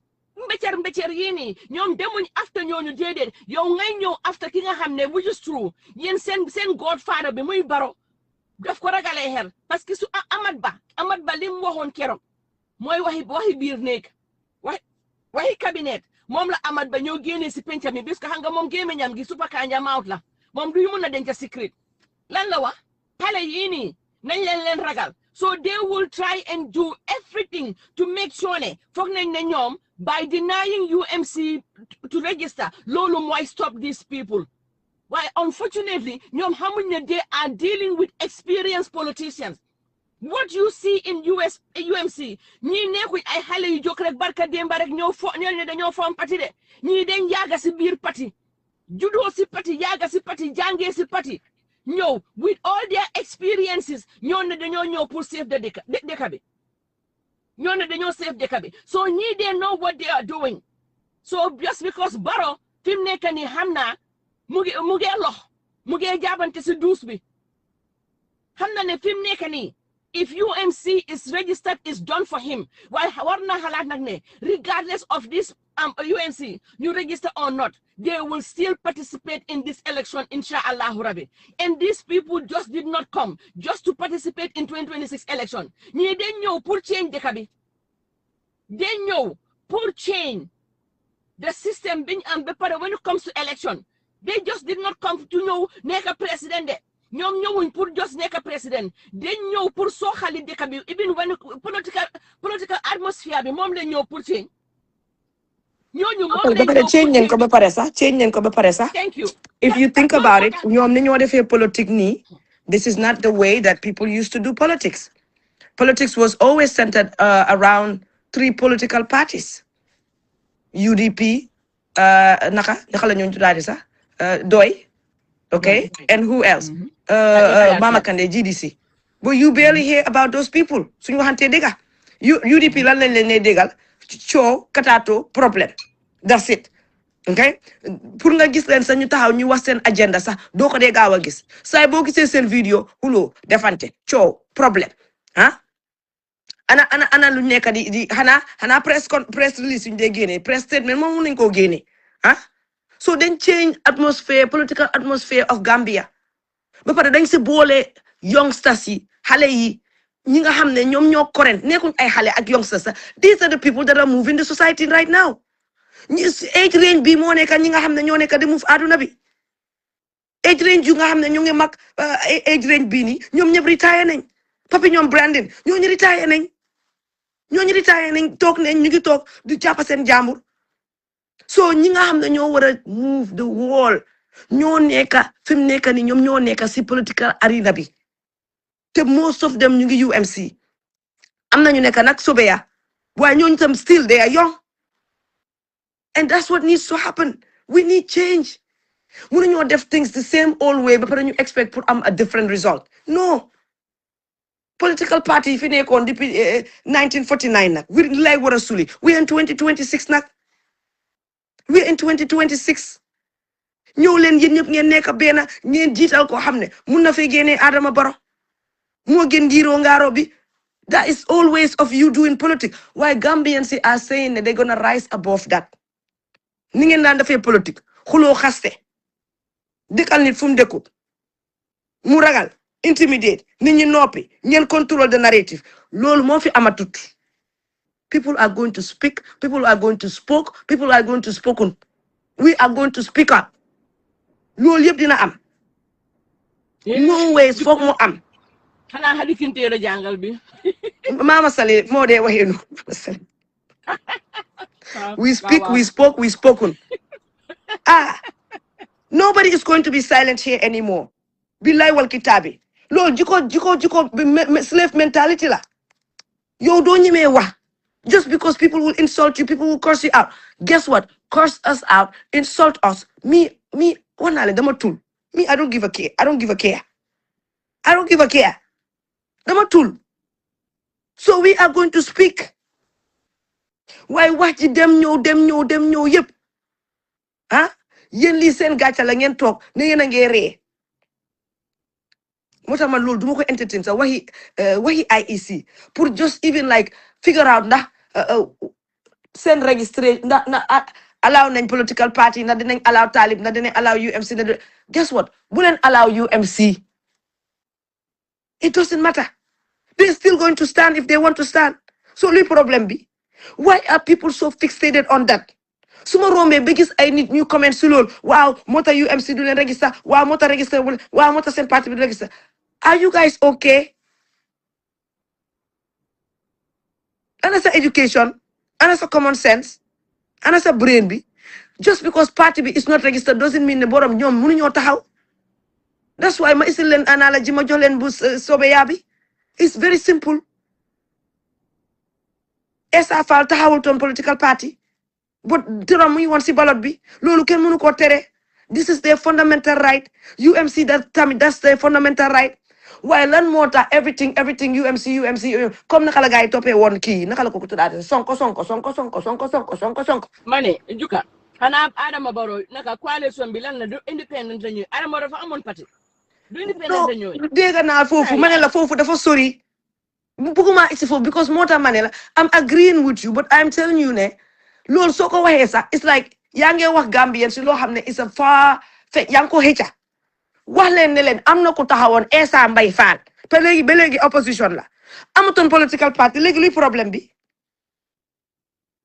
loolu léegi luy problème foofu rek doy na misaal jaruñu wax Adama Barrow moom dëkk bi at least si xalaati Gambian su bari dañoo wane Adama Barrow mooy président lu ko neex la moo def mu ngi benn rule si and dëgg la mu ngi benn rule si so man bëgguma ko isi sa si equation bi but when you bring Essa Fall ki nga xam ne opposition la si equation bi Essa Fall lam defoon yëpp UMC moom lañu nekk di def léegi luy problème bi te dinañ ko def waaye boo xalaatee kii Ousmane Sonko 24/7 télé Sénégal yi Ousmane Sonko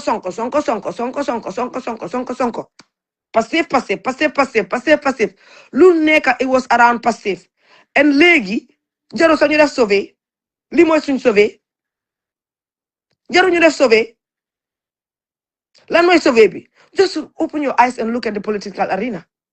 Who's the biggest threat for Adama Barrow politically? We don't need to do a survey. Just look at how they're moving around them. Are they even worried about UDP? They're not. Are they worried about DOI? They're not. Are they worried about Sobeya? They're not. Are they worried about these people coming together? They are. Are they worried about UMC by itself? They are. What are you calling UMC? What are you want UMC? What are you send rally be?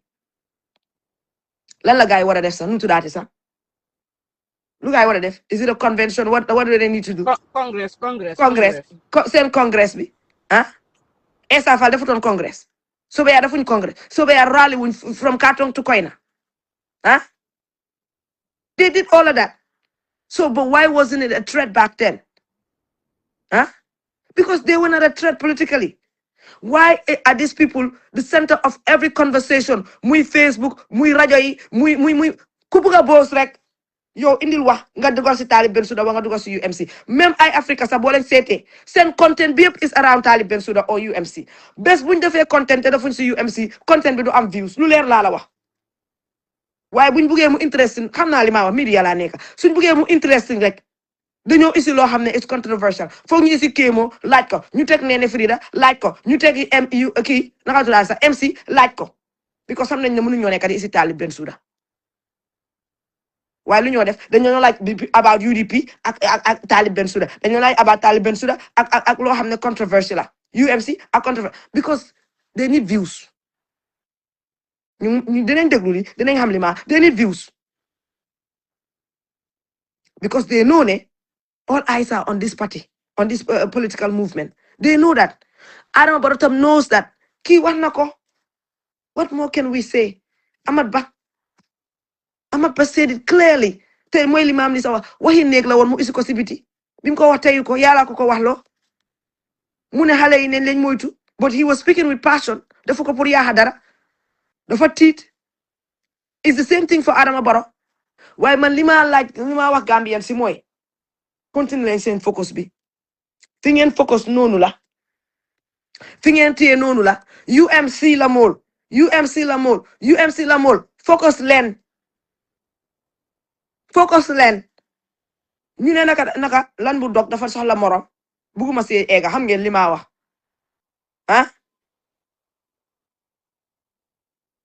focus leen bu leen faale ñi ku ñëw taxaw yii moo tax seen political party bi li fi ko seen movement bi registré woon ko demal nga focus seen registration wax ne leen yéen am ngeen winnable candidate at least ñoom nañ uti winnable candidate yéen na tak ngeen focus mbir mi jeex Yen with or without registration. Why are you guys even having a conversation about registration? Some of you, your UMC people, members.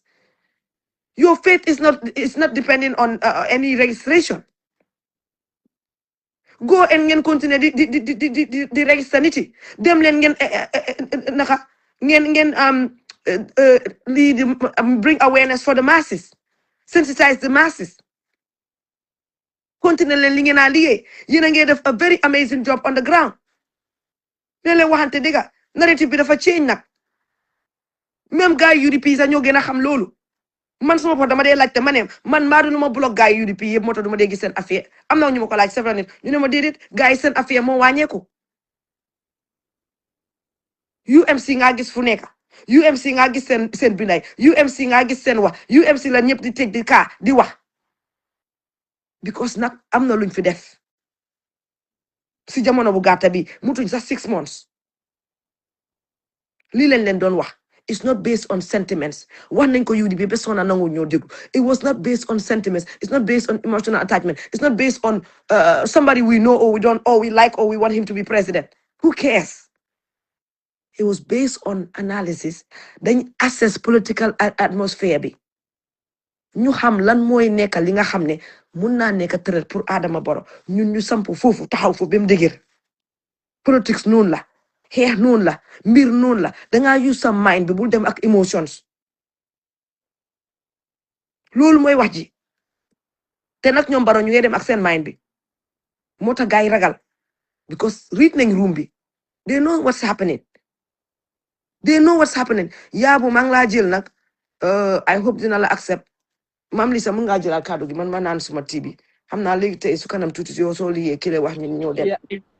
Yeah, why juka moy lima wax de ba pare it's like li mom anyway man mom mënuma understand why you know what xam nga nit ki li nga waroon def sa priority soo ko defutee ñëw nga toog di ko celebrate ba tey legacy bi su ñëwee ba matala bu fi kenn complain ñooñu anga maam Lisa bala ma foofu gis nga yéen maa ngi gis ñu bari ñu ngi wax ne yéen ay dance because of IEC li ñoo def nii ëllëg suñ leen defee dara bu leen jooy bu leen lii come like su Adama Barrow winning.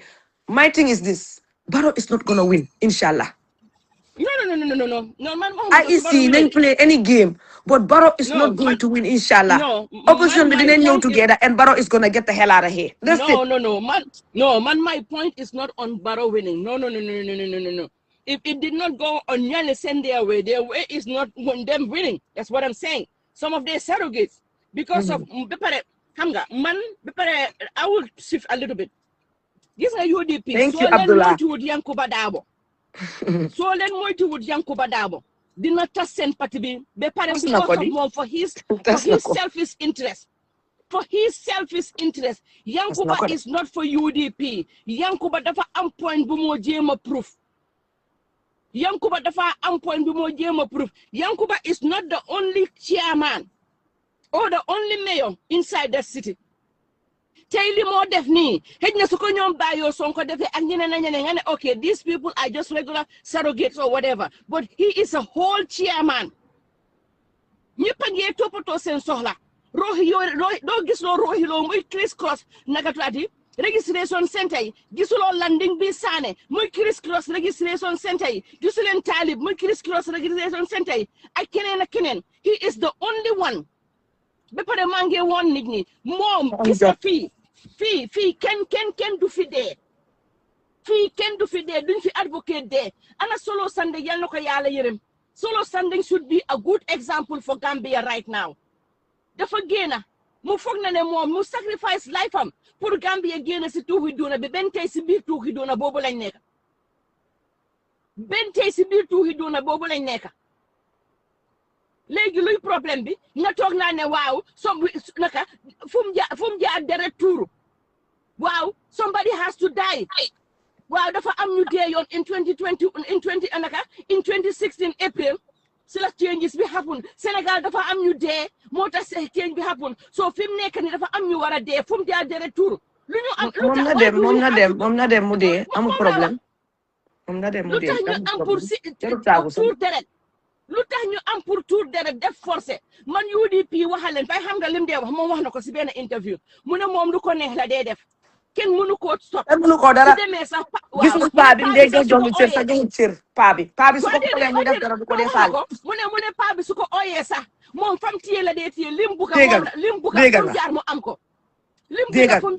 ko loolu du jikko leader loolu leader doo ko mel moo ko wax si si interview typical si Dégg nga interview moom. typical lañ ma yónnee loolu yëpp mu ne moom daf koo téye dafa téye si lim moo tax mu tas UDP nag moom moo tas UDP. yëpp la de. because of lan his selfish interest fii du Sénégal dañ gisoon li nga xam ne yàgg na ñoo xeex Ousmane Sonko 10 years ago almost ñaata years ago Ousmane pour Pastef ñi ñu ngi xeex ak nguuri Macky Sall bii nii te dañ ko teg si loi teg ko si dëgga yow doo xaar nag last minute nga bëgg a ñëw ne yow ok te wax na ko iben soron na ni nga soron ni fintere mbekele président wote bii du yooyu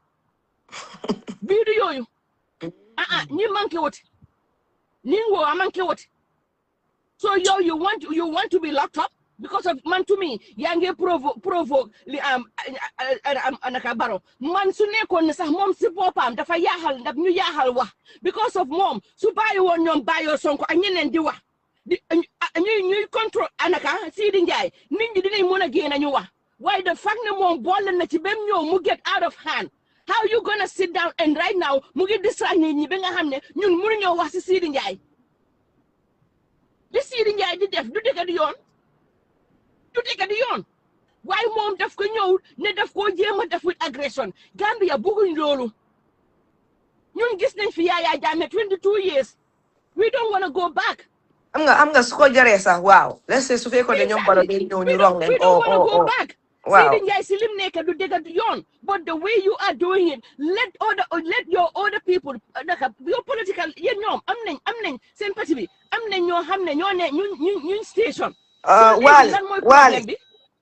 Wally, let me tell you something gis nga Wally yow tam dafa mel ni understand loolu lan mooy waaw Wally let me tell you something nit ñi dañ la dee follow nit ñi dañ dee bàyyi seen xel sa binda bi okay and what you say matters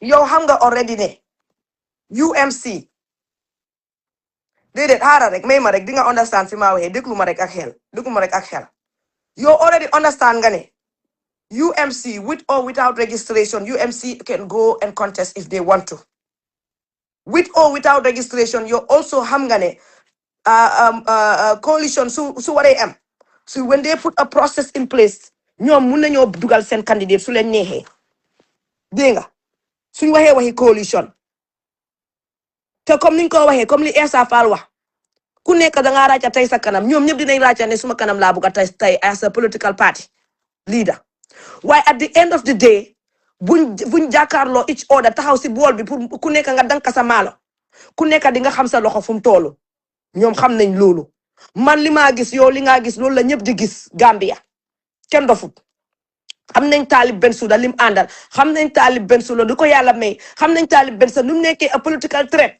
to Adama Barrow's government we all know that da nga foog ne political party yi xamuñ ko da nga foog ne ñoom UDP ñoom kii xamuñ ko naka tuddaati sax doy xamuñ ko da nga foog ne sobe yaa xamuñ ko ndax dinañ ko nangu si seen biir xol yi waaye xam nañ ko li ma gis la ñëpp di gis man kenn aw ma but yow amuloo but yow kenn li ma wax moo nekk ne because of lii yéen li ngeen war a def mooy ngeen focus yéen seen conversation warta nekk ak IEC right now IEC dañoo def li ñoo def but it doesn't change a thing to yéen li ngeen a def ak li ngeen bëgg a achieve so lan mooy problème bi why do you have to keep hammering on IEC why do you have to keep hammering on your registration dañ bëgg a register mais ni comme soo register wut yéen dara du am ba pare yéen da ngeen war a smart ne the masses ñu ngi toog ñu ngi seet Facebook soo jógee nga hammer on registration waaw dañ bëgg a register waaw we gonna register IEC li ngeen a def fiyaawut dañ war a register some people are not that educated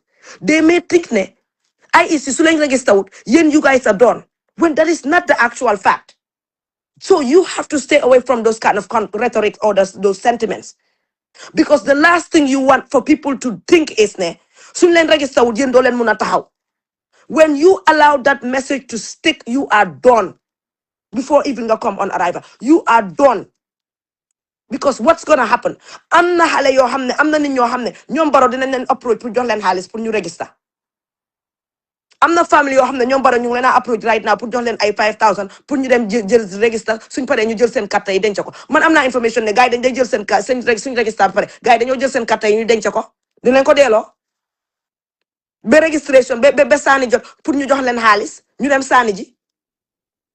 And guess what? If that happens, rey yéen ngeen jël wax ji mu dem si suuf ba Gambian si foog ne without seen registration yéen doo leen am candidate wala seen candidate du taxaw. Loolu is a detriment to your party. But you guys cannot calculate 1 + 1 = 2. A lot of those people, suñ demee ba xalaat ñi nga xam ne amaguñ fuñ taxaw dëgga ñu xalaat ne dëgga UMC mun nañoo isi changes UMC ñu ngi am baat si dëkk bi nit ñaa ngi movement bi mu ngee grow because people are seeing ne movement bi mu ngee grow loolu kenn mënu koo weddi.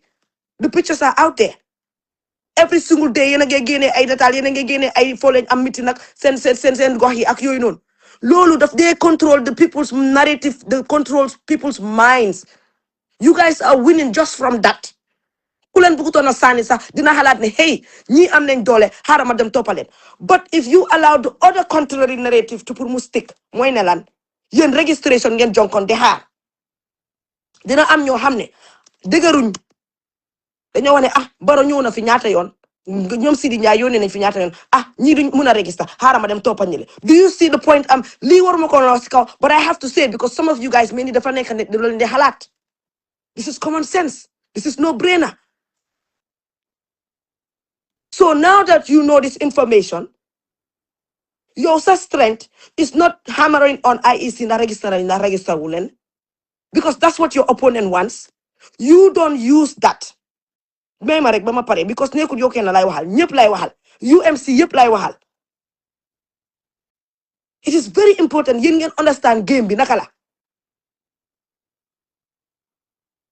Hey politique duñ ko dee widee rek si ballot box bi. ñoom Baro ñoo gën a xam li maa wax NPP ñoo gën a xam li maa wax moo tax man suma lamiñ bi gars yi ragal ko même UDP sax xam nañ li ma dee def dofuñ dina jàppul leen man xam naa li maa def ak li maa wax. To hell with IEC and the registration. UMC su leen neexee ngeen withdraw seen registration bi because it doesn't add a thing to you. Registration, no registration, you guys are going to contest if you want. That's your message. You have a winnable candidate. That's your message. That is the threat against Adama Barrow's political party and Adama Barrow's government at IEC. Kuñ buga pour mu win. That is your message. To hell with the rest. Nit da nga understand affaire bi men. Waaye ngeen toppa IEC da ngeen ñu war a register ñun ñëpp ñu ngi toog di xaar we don't trust you guys. Okay. We already know that. Nobody trusts them. We don't trust them. But why hammer on that? Because if you hammer on that, then you are giving them relevance and you are letting the Gambian people know that is something that matters to you. When it doesn't matter, it shouldn't matter. Because with or without them, yen dengen muna dem. Yen fofu ngeen wara tey di ko pañe. Nit ki da nga am mus da nga am hell. When your opponents and your haters say noni, okay? Not UDP, the official, the executive, not the executive, but the surrogates, the rock rats. Ñi nga xam ne seen xol yi mu ngi bax fuñ toog because ñoom ñoo destroy seen parti bi ba pare bugg a kuñ àndal because ñoom xam nañ ne duñ dem léegi ñu ne gannaaw duñ dem keneen du dem ñoo gën a xam li maa wax képp ku ko déglu li maa wax nii su ñoom di nga xam sa biir xol ne jukka li ma wax xam na ko. ñoom seen stratégie léegi mooy ne ma daaneel fii ñoom seen stratégie léegi mooy ne du ma dem keneen du dem léegi yéen a war a muus ngeen xam loolu. am na maam ni sa nu ko dee wee xaw ma naka borom laka taat bu laka xaw ma morom la dee ut xaw ma naka the same thing la. léegi yéen a war a understand loolu when they come and hammer on the fact ne yéen you guys are not register nga ne leen sama fu de sens. Registration, no registration, ñun dañoo dem si ballot box bi te am nañ winnable candidate léegi luy problème bi wax bi change. Nit ki da nga am game. Hala gasi. Wax bi game bi change. Am ngeen winnable candidate ñoo yéen a jox Barrow biir bu daw yéen a jox gars yi sleepless night yéen a tax gars yi suñ añee duñ reer suñ reeree duñ deewoo seen TV suñ ko naan dañ ko fàttee sukur. Yéen la de waaye yéen da xam ngeen loolu ñeen nekk si internet bi. Registration, IEC, you guys suck, you guys should hurry up and register us because that if you do that, you're telling people that that's what you are waiting for. No, you're not waiting for registration. With or without registration, you don't give two shits about your that fucking registration. Ngeen jégal ma si wax bi. Because yen mun ngeen a stand alone without a registration. Esa fa sobe ya def na ko fi. So what's the problem? Suñu waxee affaire yi campagne affaire yi bëgg leen war nañu am congress. Guess what? Def leen a rally. Ngeen oote. Su leen neexee sax bu leen wax ne congress la def leen a rally. Léegi lan mooy problème bi? Da ngeen rally. Léegi luy problème bi?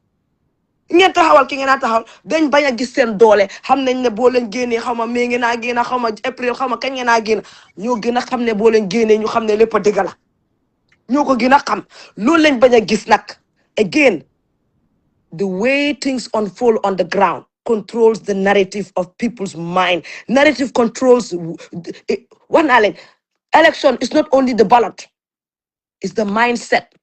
Xel mi moo tax ñu daan wax focus xel mi ñoom ñoo gën a xam ne jamono bi ni ngeen a génnee di wane seen nataal yi di wane nit ñi taxaw si gannaaw UMC.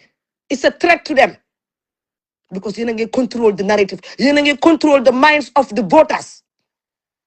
Fast forward boo leen defee congress ñoo gën a xam ne nit ñi buñ gisee ñëpp jóg taxaw si gannaaw taali Bensouda ñoo gën a xam ne loolu is another threat pour NPP seen political party bi. Da ngeen foog ne ñi dañ dof kon yéen bu leen dof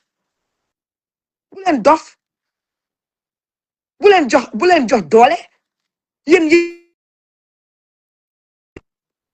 yéen a téye mbir mi may leen ma yéen a téye mbir mi dama mute yéen a maa dégg. non waxal ñu ngi laa dégg. sa am ko doon xool yéen a téye mbir mi poñe leen ko bu leen fambul di bool.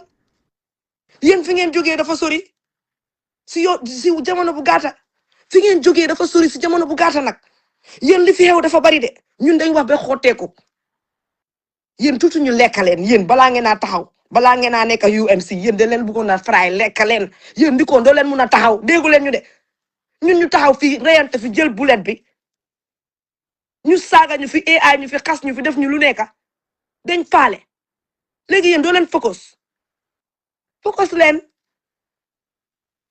you guys got this focus leen li ngeen amee dafa rëy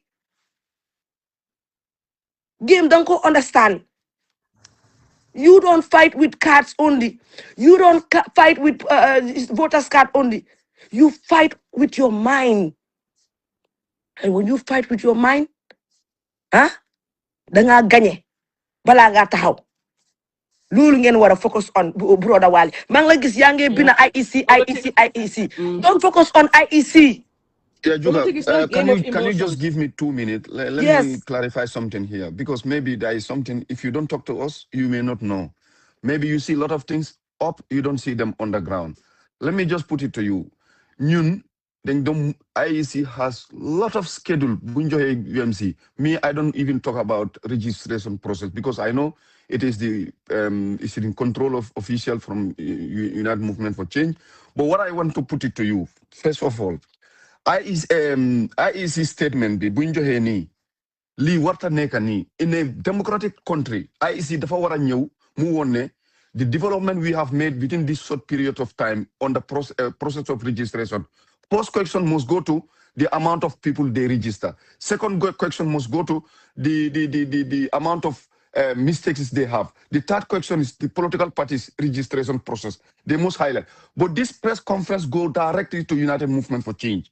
So let me just put it. The effective of this statement was ñun si ala yi si dëkk yu bari ñun si village selection of village committee loolu lañ nekk di def right now. Village committee mooy dëkk boo xamante ne benn political party nekkul foofu noonu suñ gaay ñoo fa dee nekk di dem foofu noonu di woon ne di jënd guru di yóbbu de gaay di wax ne taali Bensouda ñu ngi leen def ni di organise ñooñu tam jàppa benn kilifa ñu jokko loolu lañ nekk di process boobu lañ nekk. Understand nga so right now ni ñooñu fu ñu nekk ni démba si guddi man mënumaa nelaw maa ngi liggéey kaay ma ñëw mënumaa nelaw ñu bari ñu ngi jooy di ma kool ñu ne Wally IEC lu mu def nii fu mu nekk ni ñoom mënuñu def benn accessibility mënuñu def dara. Let me just land here. They are on a threat. Fu mu nekk ni because soo joxee statement boobu noonu dafa mel ni ñooñu suñ defee gathering sax on registered political party mun ngaa yóbbu police ñu arrest leen so loolu this is the threat against them. Okay, gis nga yow li nga wax nii rek sax li nga wax nii sax rek sax You don't do that. You don't Yeah, do that. let me No, let no, me no, land no, here so Mema, you can Mema rek. understand. Dede Mema rek, di nga ñëwaat after. Xam naa yow dinaa la jël si ron. Mema rek, Mema rek, Mema rek. Gis nga politics. Hmm? Politics soo ko xee. Hell la, hell. Not emotions. Yeah. And how ma wax ko lii. For IEC to do what they did, the statement, that's what they want. They know what they're doing. They want to do it. Again, mooy pour ñu génna ñu take away voters' confidence away from UMC ak Talib Bensouda. Dama bëgg ngeen déglu ma fii bu baax UMC. This is part of the strategy. Okay? Because su leen nee mun nañoo bàyyi ba ngeen def seen congress ñu ñëw su fekkee ne is against the law ñu fine leen wala ñu yóbbu leen court wala ñu arrest leen. Right? But they're not doing that because dañ bëgg a create chaos before that comes. Why? To control the minds of the voters, to take away the confidence, the voter confidence from you guys. Déglu ma bu baax. Since you are part of UMC, you don't help them in that. You debunk that. And the way you debunk that is what? You make sure you are loud and clear, precise. Ne, yen send candidate bi, with or without registration, then a chance to sit at the table, see ballot box be, and you will do it. You make that stick with the alcalos, you make that stick with the grassroots level, you make that stick on the social media pages, you make that stick every corner of Gambia, even if they're not UMC, because you want to continue to win the confidence of voters. These people cannot dismantle you. These people cannot shake you up with or without registration, with their stupid press conference, their press releases, their statements. It means nothing because Talib Bensouda, if you guys want him to be on the ballot box, he will be on the ballot box. End of story. That's how you control a narrative. And that's you guys' jobs to do that against this government. Because again, politics, when they fight politics, they don't just fight it on the ballot box. You fight politics with people's minds, bro. That's why there is media. Media is important. Yeah, but you guys, can you just let me land here? What I No, want to say no. here Wally, is But did you hear what I said, though? Wally, Yeah, just man. Did you hear listen to what everything you I guys said? I hear everything what you said. Okay, Wally, Okay, so there's no buts and ifs after that. Yeah, but what I'm trying to put it to you, because No, I don't. there's no excuse, bro. Wally, You gotta control the narrative. Talk to Juka later. Wally, talk to Juka later, please. Talk to Juka. Okay, no problem. Now, What you I- are going, no, you are going with emotions. no, I understood very well what he said. But what I'm, Wally, after you listen to what I say, genuinely, if you truly open to what I'm saying, there will be Yeah. no buts and ifs. Because it's not Exactly. because what you are saying is not true or it's not happening. But you gotta continue to work hard to control that freaking narrative. That way, your message sticks more than their message. Because right now, from what you are saying, their message is sticking. And you don't want that. You don't want that. Yep. You want to do everything to make sure your some message will stick. Right now, your job is go call you. Guess what? Don't cry. Don't make this is an issue. Continue doing what you're doing because guess what? We can put Talib Bensouda on the ballot box if we want. Period. Period. That's it. That's how you control the situation. You talk to them, but you don't come here and then ñoom li nga xam ne moom la ñoo def yow nga gaslight loolu nga continuer di si yokk safara su ko defee loolu mu nekk di flare up yow li nga binda nii wala li nga wax ne waaw suñu demee ñu taxaw mun na nañoo arrest. You are making them scared. You are actually making you are helping the opposite the incumbent. I know it's a concern, but that's not how you address that concern. The way you address that concern is mooy nga debunk that point. Nga jox gars yi fit taxawal gars yi because yow si dëgg nga nekku ne danga koo def pour fluff it up because you are just making them pour ñu move on de no, because that's the freaking truth. With or without registration, the fuck with IEC. IEC can take that document and shove it up their butt. Marco, let them come take me to court. California la deka. Nonsense with the doy. Don't help them with their nonsense. Don't help them, Wally. Yeah, I understood what you said. Wally, please don't speak. Please. Just Wally, thank you. there's no ifs and buts. There's no what excuse. you guys Think about guys it. are doing. Yen amplify it. Hi. Did you Yeah, come but more from data? Yes, lu no, nekk si hold media on. bi comme lu ma la bëgg a wax mooy lu No, nekk si you media gotta bi control what's in the media. If you don't what we control it, amplify. if you No, don't control the media, they will control it for you, and they are controlling you and the media. Please. You are so She's emotional and you are not helping. Hold on Mama one second. Lisa, Mama Lisa, I know what you mean, but what I'm trying to say is, lu You're nekk not si saying media nothing bi, here. ñun no, one man kontaan na bu baax. No, Wally, no. Wally, no.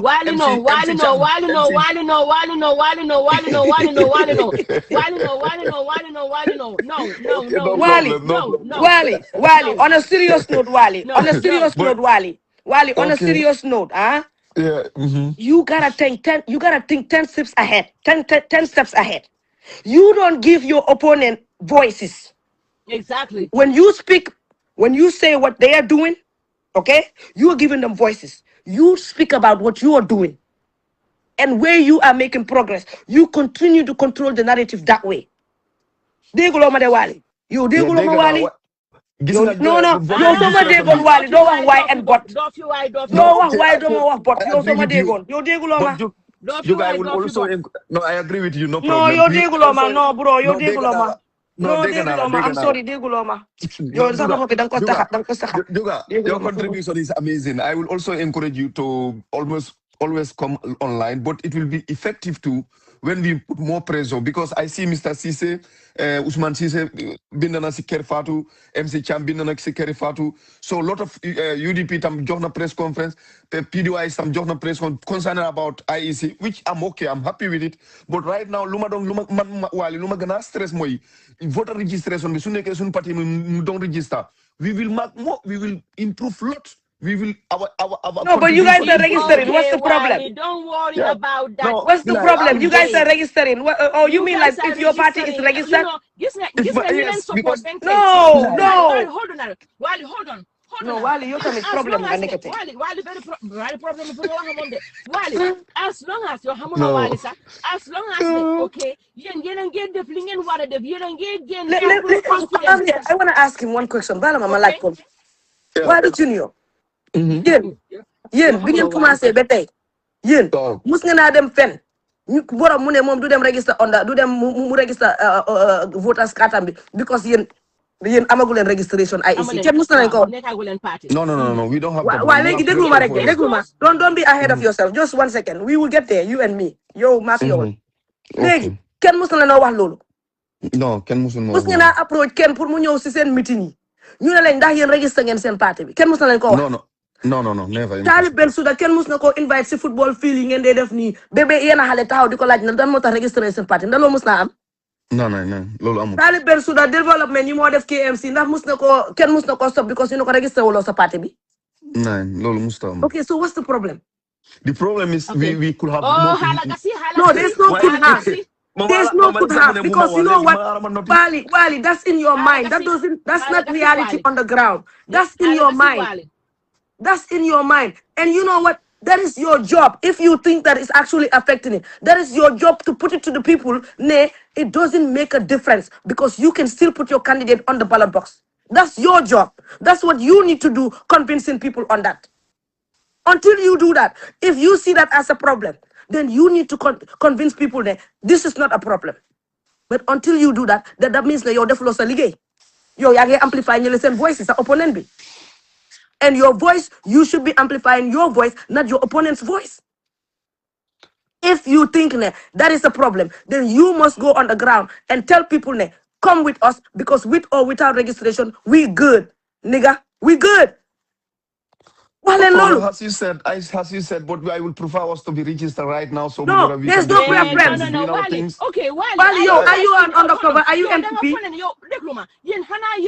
Are you MPP? Ma'am Lisa Mema. Wally, are you MPP? Are you undercover? I will never be MPP. No, because you're the Majahala. No, it's frustrating when somebody is just living your life like that. With or without registration, So you have a hammer on that message. Hold on. You don't give me the chance to speak here. But no, you're one because you're No. Linga wa ñun dañ ci wax dara loo xam ne yow mënuloo koo daaji Wally. I understood you. Man hamna. Luma do buga wax moy mun nañu register. Hold on, no, we will not allow you to speak because of you. Dafa melni suñu waxee yow foog naa NPP nga yow NPP nga liggéeyal. I'm sorry. Yow mënuloo rational bentay. Just calm down. Yow fi mu nekk nii yow da nga war a avoid sax pour wax anywhere. Because of how you li nga gëna indi yaa ngi gëna indi fear and instill doubt from yéen ñi ngeen xam ne ñu ngi leen support. That's why I'm saying maybe he's undercover. You are discouraged.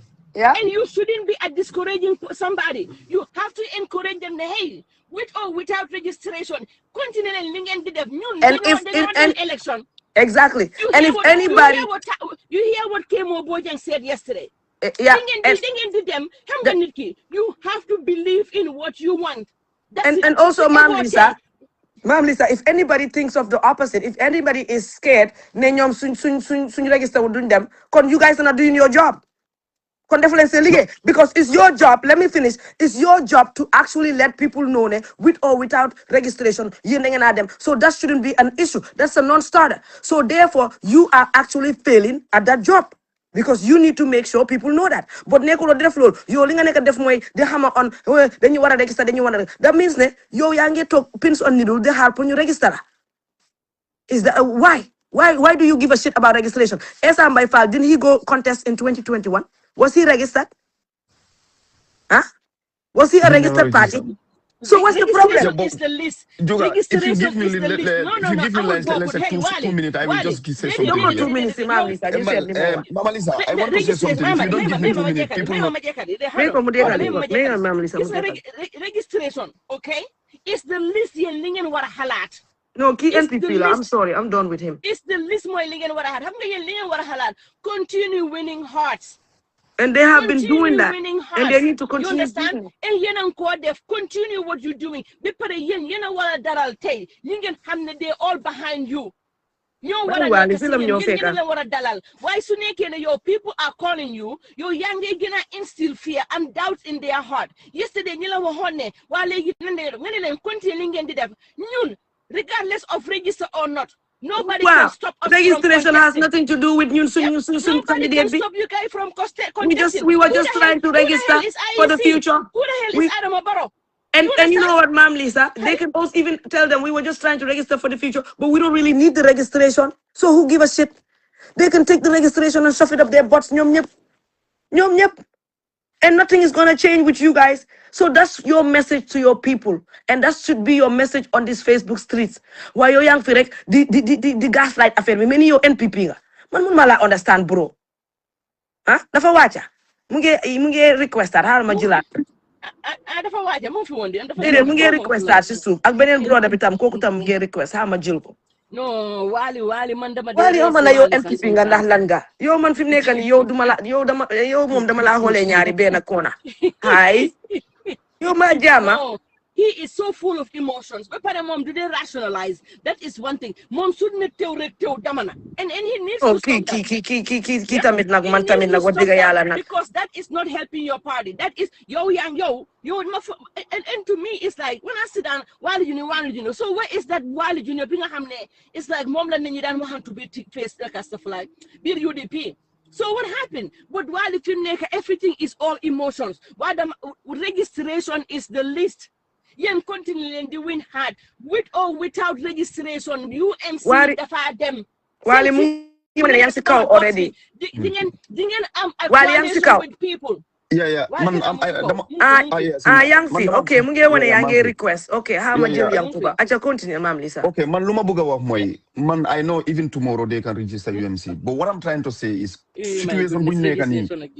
Yeah, situation bu nekk ni government bi ak ñi bu nekk ni they are just wasting our time for no reason. Okay, and what is that? And how does that impact your life? And how does that impact your life at UMC? Juga, one thing I want you to understand. No. I'm asking you a question. How does that impact your life or UMC's life? Yeah, it doesn't change anything, but it just. Okay, so what's the problem? So what's the problem, Wally? One thing you need to understand. Politics about season. Right now, we are in a very good moment. And continue with your continue what you're doing. No, Wally, you're not okay. I'm sorry. Mama Lisa, let me just say something here. Okay. man mom kontaanuma si IEC fu mu nekk nii taalibe Okay, okay, okay, and then what? And then what? happy with IEC. Okay. Ma'am Lisa, pate nga xale bi. Xale bi mu ne ko okay, Linda, and then what? So what? And then So what? Exactly. So what? So what? What you gonna do about it? What you gonna do about It doesn't change anything about UMC. But yeah, man luma gis moy, man luma fok moy, ñun yep ku nekk dëkk bi opposition, everybody must complain, everybody must demonstrate. But they're not doing it. So what? No, what I'm trying to say, let me land here. Wally, come on. No, Wally, you tell me na fu na da nga bëgg affaire. You know what? I'm done. Are you okay? No. I'm done. I think Wally, yo, da nga bëgg affaire toxicity. Man, I'm not in that. Man, I do things for solution. Why yo right now?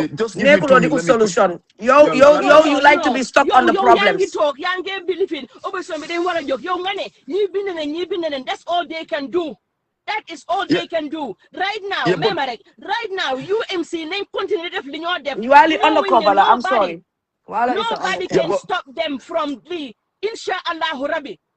Coalition didn't didn't participate. Point blank period. Yeah. Didn't participate. So legally problem. So nobody can stop and solely problem. Tell su fekkee da ngeen wane bu leen def congress. Yéen so leen bu def congress. Yéen so leen bu ngeen Yo, fi nekk luma gis tey ak démba. Wally, defal ndanka. Please, tenkumbang taye ji galaso min on them. No, Wally is either NPP or he's not okay. I'm sorry. No, Wally just take them with too much emotion. Because do they nango deglu lolu moy problem. No, ki either NPP la or am na lu ko jot. Man pare na. Deglu yo liñ la fi wax yeb tay. Okay? Su nekkon ne keneen la amul anything lu fi daaji yow dañ tok fi ñu dalal sa xel. Alhamdulillah Rabbi Alamin Deganalen Fimnekani, I will take this message to the people that are calling me that are so concerned. That are concerned. Wanalende, hey, Garawut, IEC, Lingo def new handling sen Gambi. Why you register? Well, don't you take political ballot? Register or register, we will still participate. Continue lend the support and believe in UMC's agenda. Point blank period. That is what that is right now. Lolo Moisa Ligay. Nothing else. Do not continue instilling this fear mongering tactic. Yeah, you don't. That's do what that. they want. That's what NPP want. NPP then like a fear mongering, and you are helping them. No problem. We will take your advice. We will take your advice as you said. Personally, I'm not happy with IEC. This is what I have. Okay. I'm not happy. I need 10 million in my bank account. $10 million. So, like, what's the problem? We need you, Jukang. You are doing what you are doing. Continue talking. Yeah, but you're something what I mean, because Bulen ya ligebi. Don't empower Barrow's voice, because IEC is here for Barrow, and IEC's statement, like I said, if they really were genuine about that statement, they would wait until the Congress will happen, because you nekune dengen len bina letter na dengen def Congress ñom ñoo gëna gis li ngeen def ñu ne okay so lañ defé Congress nangam so ñom ñu ngay preempt affaire bi. So if they were truly genuine, dañoo xaar ba ngeen def seen conference ñu bina leen lettre suñu ñoo fine ñu fine leen suñu ñoo yóbbu court ñu yóbbu leen court, but they didn't do that because they want to bring fear mongering si seen voters ak population, and you are helping them by emphasizing on those voices. And when you do that, you're shooting yourself on the foot. You're not supposed to do that as a political party or as an opposition or as a movement. You don't do that. You don't emphasize their voices. You emphasize yours. What is your voice? Your voice should be heard loud and clear. What is your stand, Wally? Your stand is with or without registration, you will have your candidate at the ballot box if you want. And that's it. And inshallah, coalition dina am. The coalition bu amé bu gaay jakarlo ku nekk di nga xam sa way. Ku mun sa morom duba. That's it. Okay. That should be your message. Okay. It's over. Okay. Let me tell you this, Wally. Yeah, okay. How many you following me? This will be the day that Talib withdrew his candidature. Okay? From UDP. You understand? You know what people were saying? Oh, we baron and do fam. Ma'am Lisa, ak ñu doon bàyyi audio di joy na. Audio wa di joy baro dina we ñëlende baro du filming. Xam nga ñun suñu demoon tok ne leen billahi li. Ñun because of they are listening to us. Ñun dañ leen daral liñ leen wax mooy déedéet li bum tax yeen ngeen caali benn yeen de bu leen UDP def ngeen dem ne da ngeen a sanil baro there will be an alternate is going to be there third will be will a third will and Wally, if you remember te ñun loolu biñ ko waxee ba léegi ñaata moon sa góor la nekka yeah because of there are people that think ne because of UDP tas na ñoom fi mu nekk baro yëpp jeex na déedéet there are other political let parties let me explain this to Wally. Did you guys ñoom know xam that nga xamul even Wally never 1 second deny Wally 1 anyone second from xam nga yaa ngi different wax ne xamul lu political nekk si ground bi ñun xam nañ lu nekk si ground bi dañ koy wax ak ay nit but let me tell you something that yéen loolu lañ xamut because li seen nit yi sax yéen seen nit yi sax xamuñ ko gis nga bi UDP tasee bi Talib withdraw if you know how many people ñoo ñu call ñun di jooy di wax ne Barrow win na we are done juka lu ñoo def problème bi fi mu nekk ni jeex na Barrow dafa toogaat guess what why do you think man the jamono boobu I was away maa ngi nekkoon vacation I don't know if you remember Mam Lisa dama ñëw ma def live ñun ñëpp ñu nekk si live bii nii ñu wax ay 4 hours ñëwaat defati live dañ daan wax bay xooteeku you know why we did that Yeah, I because know your contribution is amazing. no it's not about contribution just listen. It's not a contribution. Listen, no, you pour contribute. It's a psychological warfare. It's a psychological warfare. My explanation, it's not about contribution for us.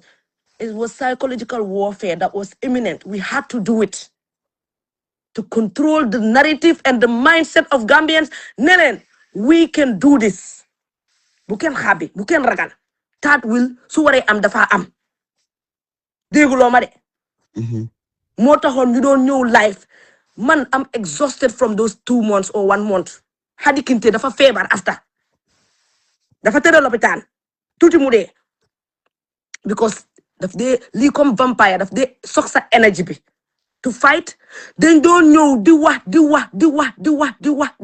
bay bugga dee pour askan bi xam ne we can do this and today alhamdulillah rabbi alamin ñi doon jooy noonu yëpp bàyyi nañ seen jooya léegi gis nañ buntane digga a third will su amee mun nañ fee génnee Adama Barrow it's possible psychological warfare la woon and right now bu leen xalaat ne da ngeen war a win politique bi rek si affaire yi ballot box bi de wax naa la ko psychological warfare da ngeen ko continuer and if you look at it they try to do that against yéen Ismaila Cissé jéem na koo def mu ne naka ndoo yu ndaw yooyu he knows si doo leen ndoo but his ass is scared. Moo tax mu génn mu wax loolu again psychological warfare mbir mi loolu la Amat Bah génn mu tiit mu wax dara ne ok nañ leen moytu ñi because ñi ñu ngi am doole Amat Bah wartoon na wax loolu dafa daanu foofu psychological warfare foofu dafa daanu no that's the point for you guys ok léegi yéen foog ngeen continuer mbir mi masses bi foog ngeen wax ñu déggaleen xam ne with or without IEC's registration they can take registration ñu def ko seen lu bondi you guys all you care about right now mooy na nit ñi dem register movement bi ngeen mu continuer di grow na coalition am ngeen teg seen candidate ñu teg seen candidate ku mun sa morom duma ngeen soppi réew mi lii mooy nekk seen lii moo war a nekk seen message bi nothing else da ngeen war a kontaan li deen ko war a jël ne caa ñun ñëwaguñ sax de Barrow ñu ragal yéen da ngeen war a jël lii ngeen Hajjaj mu ne sa connection bi dafa fail tëj ko nga dugaat ngeen demoo ko ne hey ñun for real we are a big threat to NPP yéen you are a big threat to NPP this thing never happened lii musta am because of yéen moo tax you know all those other political parties ñu sofa I understand because of Landa, at the end, they found that discourage. When they discourage us, what they end up doing, they went and aligned themselves with PPP. When they discourage Key, the doctor something, Kerenki, what Landa, them align Bob Key, Mr. Dabo, living on Bunja Dabo, former vice president. Fajan, bu worry, leave Salaboka Fajan. Trust me. Leave Salaboka. Legi film nekani you still see Keba Madi Bojang just few days ago you think koku dafa kia because of Kema Madi Bojang to Momitamid it's a threat yeah to NPP Yeah, They know. ak Lamin J Dabo ñoom ñëpp su ñëwee together dinañ fi génne Adama Barrow. Adama Barrow dina ñu sa dem. Kooku noonu ba mais ma ne juga xam nañ ne kooku noonu suñ ko sampalee denda dina génne ñu bari NPP because dafa yóbbu ñu bari NPP the same thing ak yéen. So yéen luy problème bi yéen fi mu nekk nii man su ma nekkoon UMC dama ne ñoo bari doole. Wallaay a whole entire entity. ñoo war a toog tey ne ñun la ñoo xeex. ñun mi nga xam ne 6 months. 6 months 6 months ngeen am 6 months ok. wallaay gars yi nelawatuñ yéen bi ngeen sampoo ba léegi NPP nelawatuñ. so yéen kontaan leen si li ndamoo leen ko ngeen di continuer di sensitize nit ñi ni nekk on the ground. di ngeen bokk si election bi insha allahu rabbi te di ngeen bokk si government bi just like li Kemo Bojang Dewa you will participate coalition dina am di ngeen si participate di ngeen ci am kaddu te di ngeen bokk si next government coming insha allah point blank period right now the problem is psychological warfare jeex na tak not emotions. You cannot go with emotions when it comes to when situations like this. No. Because of the NPP buga. IEC liñ buga ñu ngi leen ko jox fi mu nekk nii soo leen defee lii ñi nga xam ne sax UMC ñoo taxoon tey ñu jóg di dem di register ñi nga xam ne they already give up they don't want Barrow amuñ benn alternative UMC moo tax ñu jóg di dem register yéen soo leen continuer with this negative talk ñooñu dañoo toog duñ demati ba pare comme election ba pare xam nga Gambian bi su mee ko pay maynam rek Aisha maa ngi leen a jël yow ak ñoom Fatou Jagne yëpp waaye nanguwut so probably exit leen si Facebook bi ngeen tëj page bi ba pare ngeen dugaat ngeen request ma seet wala ngeen comment si suuf ma seet na dinaa lañ mën a indi through video xaaral ma seet na dinaa mën a isi Fatou Jagne dafa na kii dafa eeg nga waa duga nga non man téléphone bi jaaxal na ma wanewul la sax waalen fi am waali dem na waalen fi waali wàcc na waali non Facebook doy na waar ñun waali lañ nekk di gis te gisuñ la maa ngi nii de waaye welcome Aisha welcome xaw ma ne yéen yaa ngi doon dégg li ñoo wax foog gars yi focus maa ngi laa dégg gis nga man loolu moo tax depuis démba bi news bi génnee ba tey man waxuma about registration bi sax because dëgg la registration bi important na as a party but disqualify candidate buñ bugg a taxawal as a presidential candidate it's not a necessity so pour man register or not warut a tax suñ focus mu move from lañ start ba pare thank you lii distraction la rek thank you soo gisee UMC num nekk di demee sax nga xam ne registration bi munul leen a break because depuis kañ lañ submit suñ application bi yaaga na ñaata months léegi te yéen a ngi gën a taata exactly terewut structures yuñ war a taxawal ñu ngi koo taxawal luñ war a def ñu ngi koo def campagne bu ñu war a def luñ nit yëpp ñu ngi make sure ñu am ko balaa campagne bi di jot ana Aisha ma dafa dog Fatou Jagne ma ngi laa jéem a jël si vidéo ana Aisha dafa dog ndax Aisha dem na di man Facebook bi mu ngi wane Wally ba léegi Wally ak lu ne tam no Wally tam keneen la man xama wane Wally nii la mel maam Lisa yaa ngi fi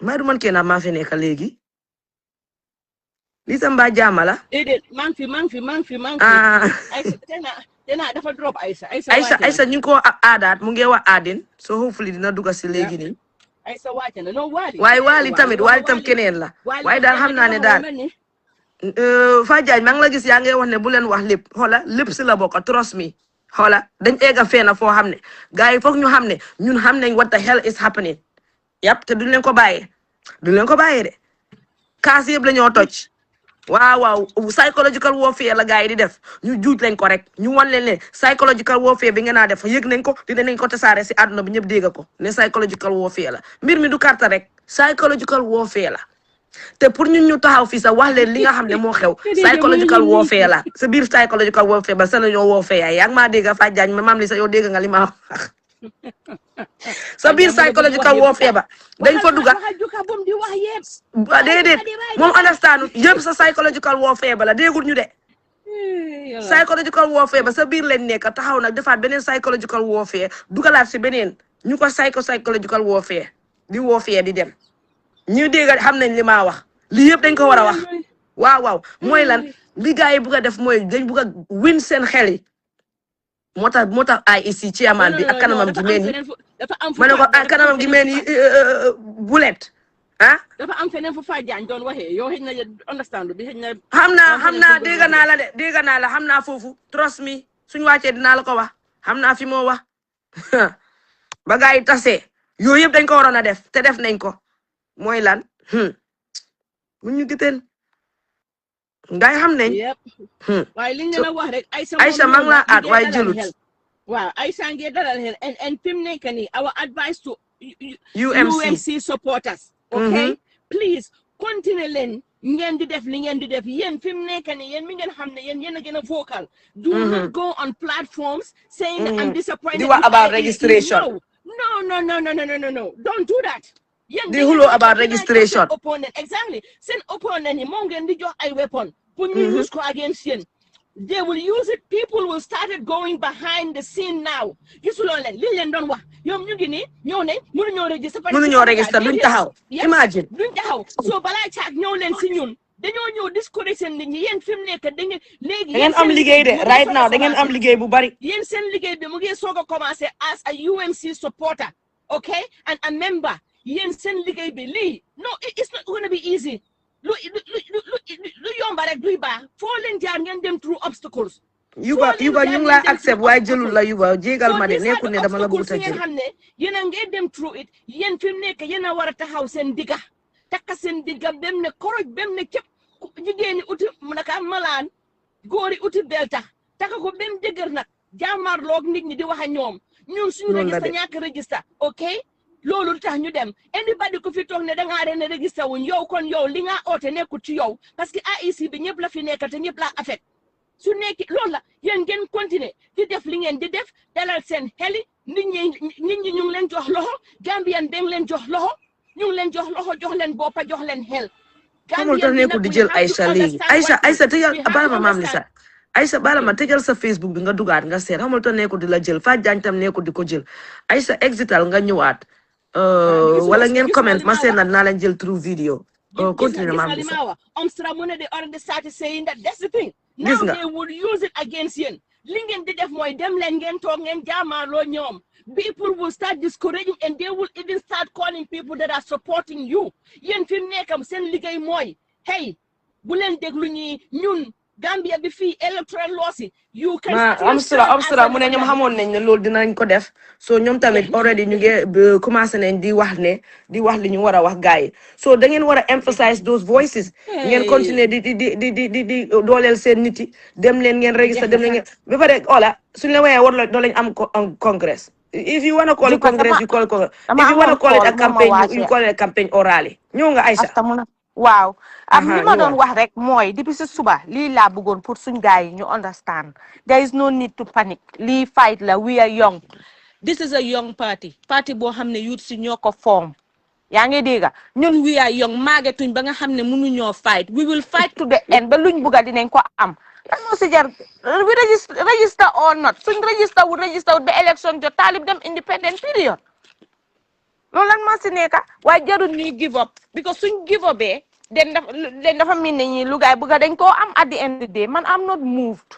man ñun suñ xel sax ñun ñu ngi woon ñun ñu ngi si suñ plani congress bi ñun xalaatuñ IEC ñun registration dafa nekk loo xam ne dañ doon xëy ñu ne ñu register nañ leen wala register wuñ leen jeex na tak Fatou Jagne ku la jot ci saati taalib bi wàññi sa lii bi bala ma wàññi ñëwal Aïssa Fatou Jagne moo sol t-shirt taalib xam nga ku ko may mu nga feeca foo ko gisee mu ngi nii Facebook 47 minutes ago waaw Aïssa Fatou Jagne moo sol t-shirt taalib di feeca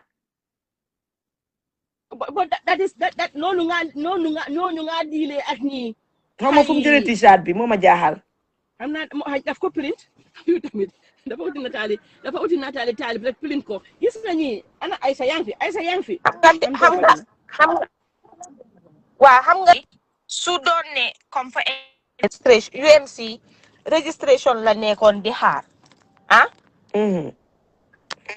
di kon tey fuñ egsi duñ fa egsi xool leen unite fu mu nekk nii wallahi région si yëpp région si yëpp si boori lopitaan région si yëpp yi nekk biir Gambia yëpp foo dem am UMC am na fa office teg nañ fa suñ executives yaa ngi fa def nañ regional congress def nañ constitutional congress léegi national congress rek a des pour ñu def su doon ne ñun ñu doon xaar ay registration di kon dañ doon toog lem suñ loxo yi kenn du déggati UMC waaye tey soo gisee government bi ragal UMC opposition bi main opposition party ñi dee OSN boppa biggest opposition bi ragal UMC xam nañ UMC kuñ teg mooy kan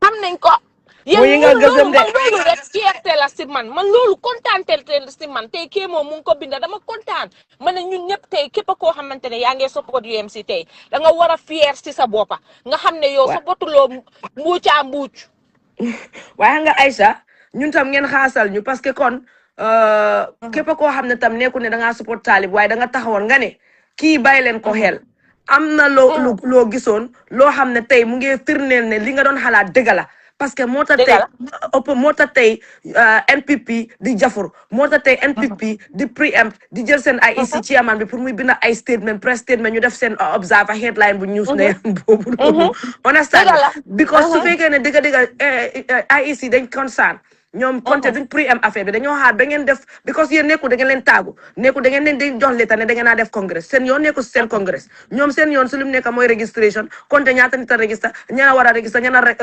naka violate law si registration bi ak tamit vote bi su jotee ñu compter ballot yi ñu joxe nit ñi ñu compter carte yi du noonu waaye tey boo gisee ñuy def seen cuucaa yi si seen parti congrès bi because xam nañ lii xew soo lañ defee congrès léegi nag man li ma wax UMC mooy def leen seen congrès ba mu saf ooye leen ko raali lu leen neex ngeen ooye ko xam nga lu tax def leen ba mu saf xam nga lu tax ñuy def congrès ñu breekuñ benn loo exactly IEC seen yoon nekkut si right now UMC lu ñoo def parce que nekkaaguñ political party exactly man tey am naa right gathering suma bunti kër choose suma party leader choose yëpp choose suma président choose yëpp di xaar nga registration waaw because ñoom xam nga lan lañ bëggoon dañ foog ne suñ delayé registration bi ñun tam dañoo delay ñun tam dañoo delay mooy liñ def gis nga lan la mooy the same thing liñ def naka ci kii moom sax loolu baax na si moom kii naka Ismaïla Cissé patem bi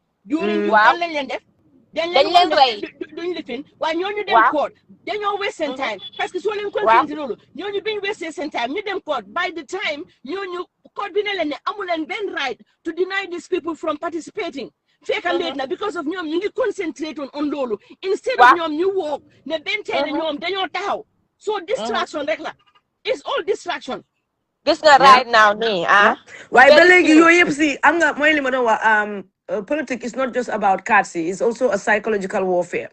So you say IEC chairman bi mu def li, it's all a psychological warfare. Pour isi panic, isi hubla habla, control narrative. Mota, guess what? Take that newspaper, ngeen shove it up his butt, mom koku IEC chairman bobu. Ngeen focus. Juka, ñun gom mota ñu exi fuñ exi ni tay. Yeah. Yaa ngi dégg parce que xanaa dañ fogoon ne dañoo jóg form UMC dem IEC rek ñu am ko easy kan kon yow xamuloo yow si course boo nekka kon yow xamuloo yow si yoon bi nga nekka we are not gonna have this easy because of what gis nañ trend bi since 2018 xaw ma 2019 2020 Talib bu mu nekkee mayor UDP split ak Adama Barrow gis nañ Talib fight bu mu fight ba mu egsi fu mu egsi tey fooguloo ne tey Talib dina xëy buga am a political party rek loolu mu am no it's not going to be easy it's going to be a rough ride Aïssa xoola second time am kii bi Talib bi Barrow dafa bañ di jóg di dem di campagnal for the first time president bokk sa campagne pour mayor di dem house to house so Badiane harama call la si téléphone bi harama call la si laptop bi they know the threat. Exactly. Why do you think we are gonna have this easy? Legi kay fuñ nekk luñ wara def moo nekk na ku nekk focus ci li nga nekkoon nga continue ko. We want change. Let's fight to have the change. Buñ give up. Buñu dara distract. Man moo tax depuis démba yi fi registration bi sax nekkuma si di wax li bari. Nekkuma si di wax lu bari. Ñun we have a cause te loolu la ñoo fight. Lan lañ buga change lañ buga. na talib la wala du talib change dafa am nañ continuer fight Yeah. boobu noonu give up because of what ñoom xam nañ ne ñoom amee wuñ réew mi tey suñ amoon yaakaar ne réew mi niñ ko amee baax na tey kenn ñoom duñ doon xeex wala di ragal kan mooy ñëw government bi ñoo la bara government bi ñoo la gën a xam kuy Talib Bensouda ñoo la ko gën a xam xam nañ ne xale bi liggéeykat la xam nañ ne xale bi su ñëwee réew mi dañ koo bugga mais fii maa ngi ñëw xam nañ ne sax te xam nañ ne sax gars yi yéen xam nañ ne seen movement bi dëgër na dëgër boo xam ne mun na la ñoo daaneel they're not stupid te ñun lii lañ doon wax gars yi ñun lii lañ daan wax gis nañ movement bi naka la nekk di ñëwee xam nañ ne ñëwuñ caaxaan xam nañ ne caaxaanuñ ñoom ñoo la ko gën a xam soo ku foog ne if you believe man de lu ma dee wax moo ne if you believe in this if you Fadiane I'm calling you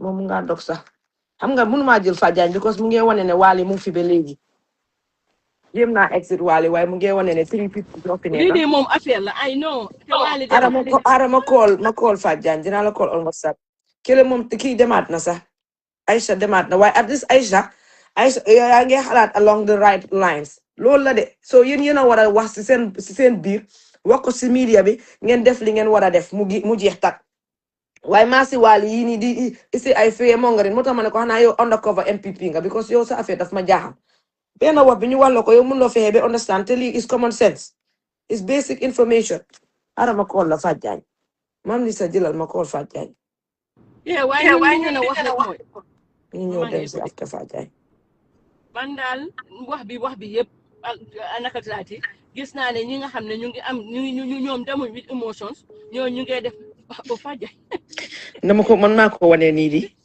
ñëwagul ñi nga xam ne nekkuñ di dem with emotions people like la ñoom Aïssa ñoom nee ne ñu nekk si garan bi yëpp ñoom xam nañ li ñoo def so follow those people concentrate leen def leen li ngeen di def nobody can stop UMC IEC ak NPP support di ngeen deede why these people will participate inshallah rabbi inshallah UMC will participate either as a political party or as a movement waaw te doo leen ci mun coco because of doo leen mun a baan defuñ anything pour ñu ngeen toog di leen baan fii bii du yooyu we are sick and tired mooy li ma waxoon gis nga 2017 2018 ba up to date okay if people coalition and Barrow right now if he was serious with this nakataati electoral reform dina am solo sande yal na ko yàlla yërëm moo tax li ma wax ne yang di toog di advocate bu fi kenn génna di dee Yankuba Dabo moom ci boppam bam indee affaire yi 3 years jot na lan la fi def dafa dem bi moo ñëw jógee Angleterre mu ñëw indi a full riot gear protecting himself for me that was selfishness. You cannot call for a huge demonstration knowing that dañoo def tear gas yow nga ñëw fully prepared with your riot gear léegi yow fi mu nekk the same person yow yaa ñëwati advocate ne nañ génn ñu tuur de dafa niitoon sama da ngaa dem soli ay blood proof def lu nekk ñoo ne di fii gis nga nit ki benn yoon nga ko nax pour mu génn mu démonstrate ana ña gaañu woon ana kabutam tuuru kooku dafa amoon protection bi Yankuba Dabo amoon amu ko dafa amoon protection bi Yankuba Dabo amoon yow naka nga ooyee ñoo ne okay léegi got in Auntie Lisa go ahead maa ngi comment rek Auntie Lisa xanaa gis nga ko ma comment bi mel la wax ji ko mu jël ma du ko ma ignore rek bañoon maa jël man yow noppil yow da nga tax ma wàcca bi si suuf jëm jëli suma iPad bi pour rek xool la waaw man yow dama ko jar nag du kam dama ko jar moom dinaa la tëj de am na yëpp dégg ma maa ngi la loud la speak ma ne loud ma speaker ma ñoo defantee jokkale kanam ak dégg ko ko yéen nga dégg temple ñu ngi laa dégg maam Lisa moo nekk di wax waaye mu ngi laa dégg ñu ngi laa dégg mu ne nga wax ñu ngi laa loud speaker mu ne ñu loud speaker ko gis ngeen Wally ku mel ni Wally bu leen ko dee égal si ko Wally daf dee confuse nit ñi Wally moom man xam nga dafa para wax nga dafa caaw non duga nekkul caaxaan de gis nga Wally nekkul MPP de Wally daf dee tiit trop ak góor ak Wally da num dee acte góor bu day ni moom Wally num dee acte is very dangerous because tey ku mel ni Wally dafa jël Wally waxam bi rek daw ak moom register ñàkk register mu ñoo stop Talib inshallah rabbi yàlla rek moo mun a stop Talib du Adama Barrow du jokkali kanam gu ñëpp a xoonam googu loolu dégg nga kanam gi mel ni buleti kawu ma ne ko kanam gi mel ni buleti waas continue yow jokkali moom mu ngi nekk tapalekat nekk sàcckat korop ba bugg a dee soxor bon ba bugg a dee yow jokkali gis nga xam nga lu ma bugg a wax nit ñi déglu leen taalib ñi ñàkk bugg a man dama post TikTok duka billahi wallahi tallahi 11 minutes la am bala ma post Facebook delluwaat TikTok lu ma sol nii de ci saadi taalib bi maa ngi fekk 60 something like 1,600 ñu ko view 11 minutes barke alquranul karim laa la wax 11 minutes laa la wax gis nga am na yoo xam ne buñ ko dee nangoo te man affaire registration bi am nga yàgg naa la ko wax dama la ko dee wax suuf man la amalu mooy picc sax su la man duñ register sax waaw man tamit xam nga ñeneen ñi duñ ma ko expliqué moo tax ma noppi fi waxatuma fi man rek wax naa la ko su doon man la sax ma withdraw registration bi rek focus ci li ma def su doon man la ma withdraw registration bi focus ci li ma def du ma taxaw sax ñu ma reject maa ko withdraw mais ma li ma bëgg a wax mooy register nit yaa war a xam ne register ñàkk a register ñii mënuñoo stop taalib yàlla buur bi kun fayakun rek ko mën a stop mais ma expliqué ñi bul ma dog baalal ma ñii ñaata lan ak lan lañ fi def taalib loo xam ne lan ak lan lañ fi def taalib pour stop ko rek taalib tuumaal nañ ko ba gëmloo ñu ñun man nii sama bopp dama demoon ba gëm leen ni dañ ma tegoon nan ay kayit tay boobu maa ngi Gambia nit man bëgguma kuy toroxal jigéen ñu gëmloo ma lu amut yaa ngi understand loolu yëpp def nañ ko pour jéem a stop taalib si li mu mun a def du ko rek nga loolu dafa am lu mu wone loolu moo gën a war a tax ni di téye taalib dafa nañ fi taalib commission tuumalal nañ ko fi ay fen wala nañ ko ak ay nit plotal nañ ko fi ay plan lu nekk lañ def taalib loo xam ne yéen daay Gambia sax xamaguleen ko te ñun am nañ ko lii moo tax ñu war a téye taalib am na ñuy lu ñu ragal de te ñoom xamuñ ne taalibay seen téere nag ñuy xeex taalib naan dañ bëgg a dem ak Ousainou Darboe hey da ngeen foog ne Gambien si dañ dof bu dul taalib dina nekk ak keneen te ñooñu si leen téye yow Adama Barrow ak doopali dootoo leen ko defati taalib def ngeen ci lu nekk mu ngi am patient man patient ni taalib bi bëgguma ko de fekk ñu billahi am na ci laa gën a merci patient ni taalib bi biñ ko yóbboo si commission bi comme ma duga si biir télé bi duga billahi ñooni borom kanami ñag bi rek jox ko ñaari sapam bëj ba pare delluwaat ko si télé bi kooku duma ko dem meree duga bu reere bu ko defee ni ma serious de andama borom ci moom daal taalib daal bu bokk laal because xam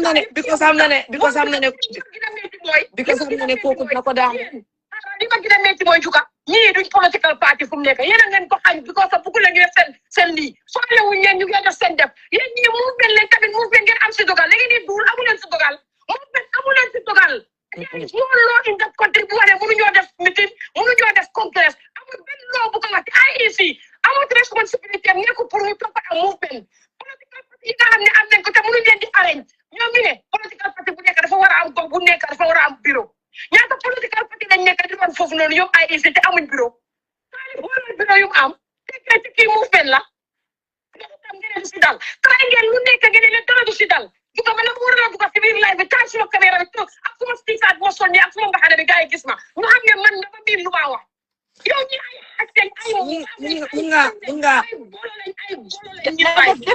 def ko video maa ngi la def si iPad bi yow mun ngaa taal sa lii bi mun ngaa taal sa caméra bi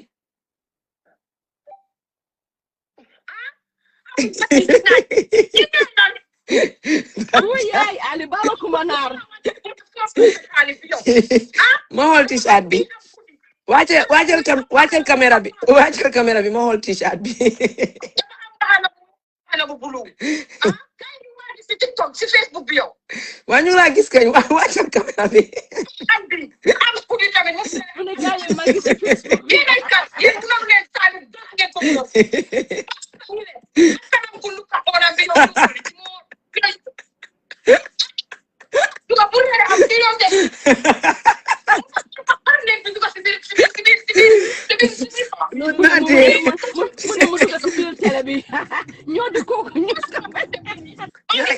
yaa ngi nice yaa ngi gulo parce que ba jay wala sa skin bi num nice yaa ngi gulo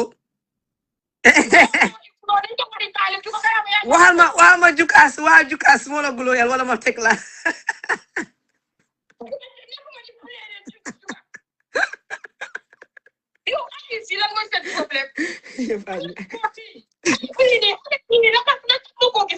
wallaay azim ñi dañ bon dañ soxor xoolal t-shirt taalib bi ma xool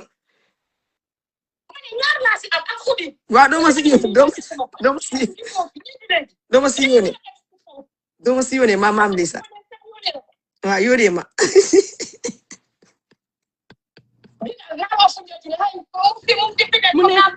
mu ne ñaar la si am guddi nice sax it's very beautiful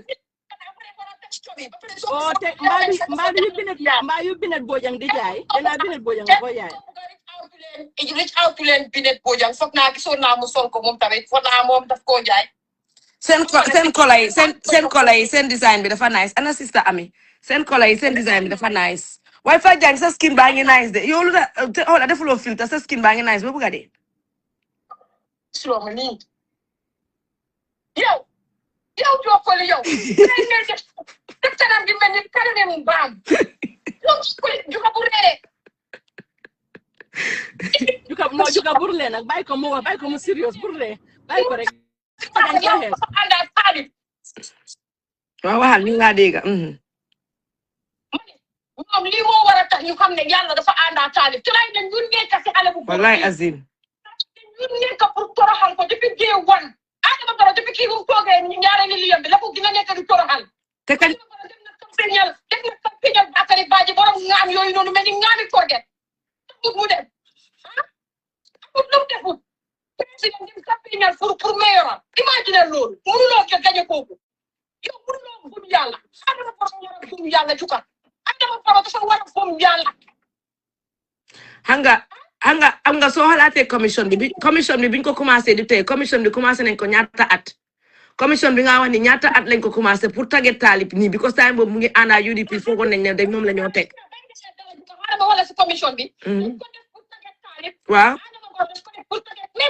ma wax ni pour Gambia ni dégg ma ko def pour tagget taalib yàlla toon affaire bi mu dem si ñoom Adama Barrow ku faral sa bopp moo sàcc alali Gambia bi yëpp mooy kan waaw kere te taalib jàppuñ ko si trafic liñ wax taalib loolu nga def erreur mooy waa dañ ko def fii dañ ko defee event amul dara luñ wax xale bu góor bii Adama Barrow nit la Adama Barrow moo tax it mu ngi mel ni ñax boo xam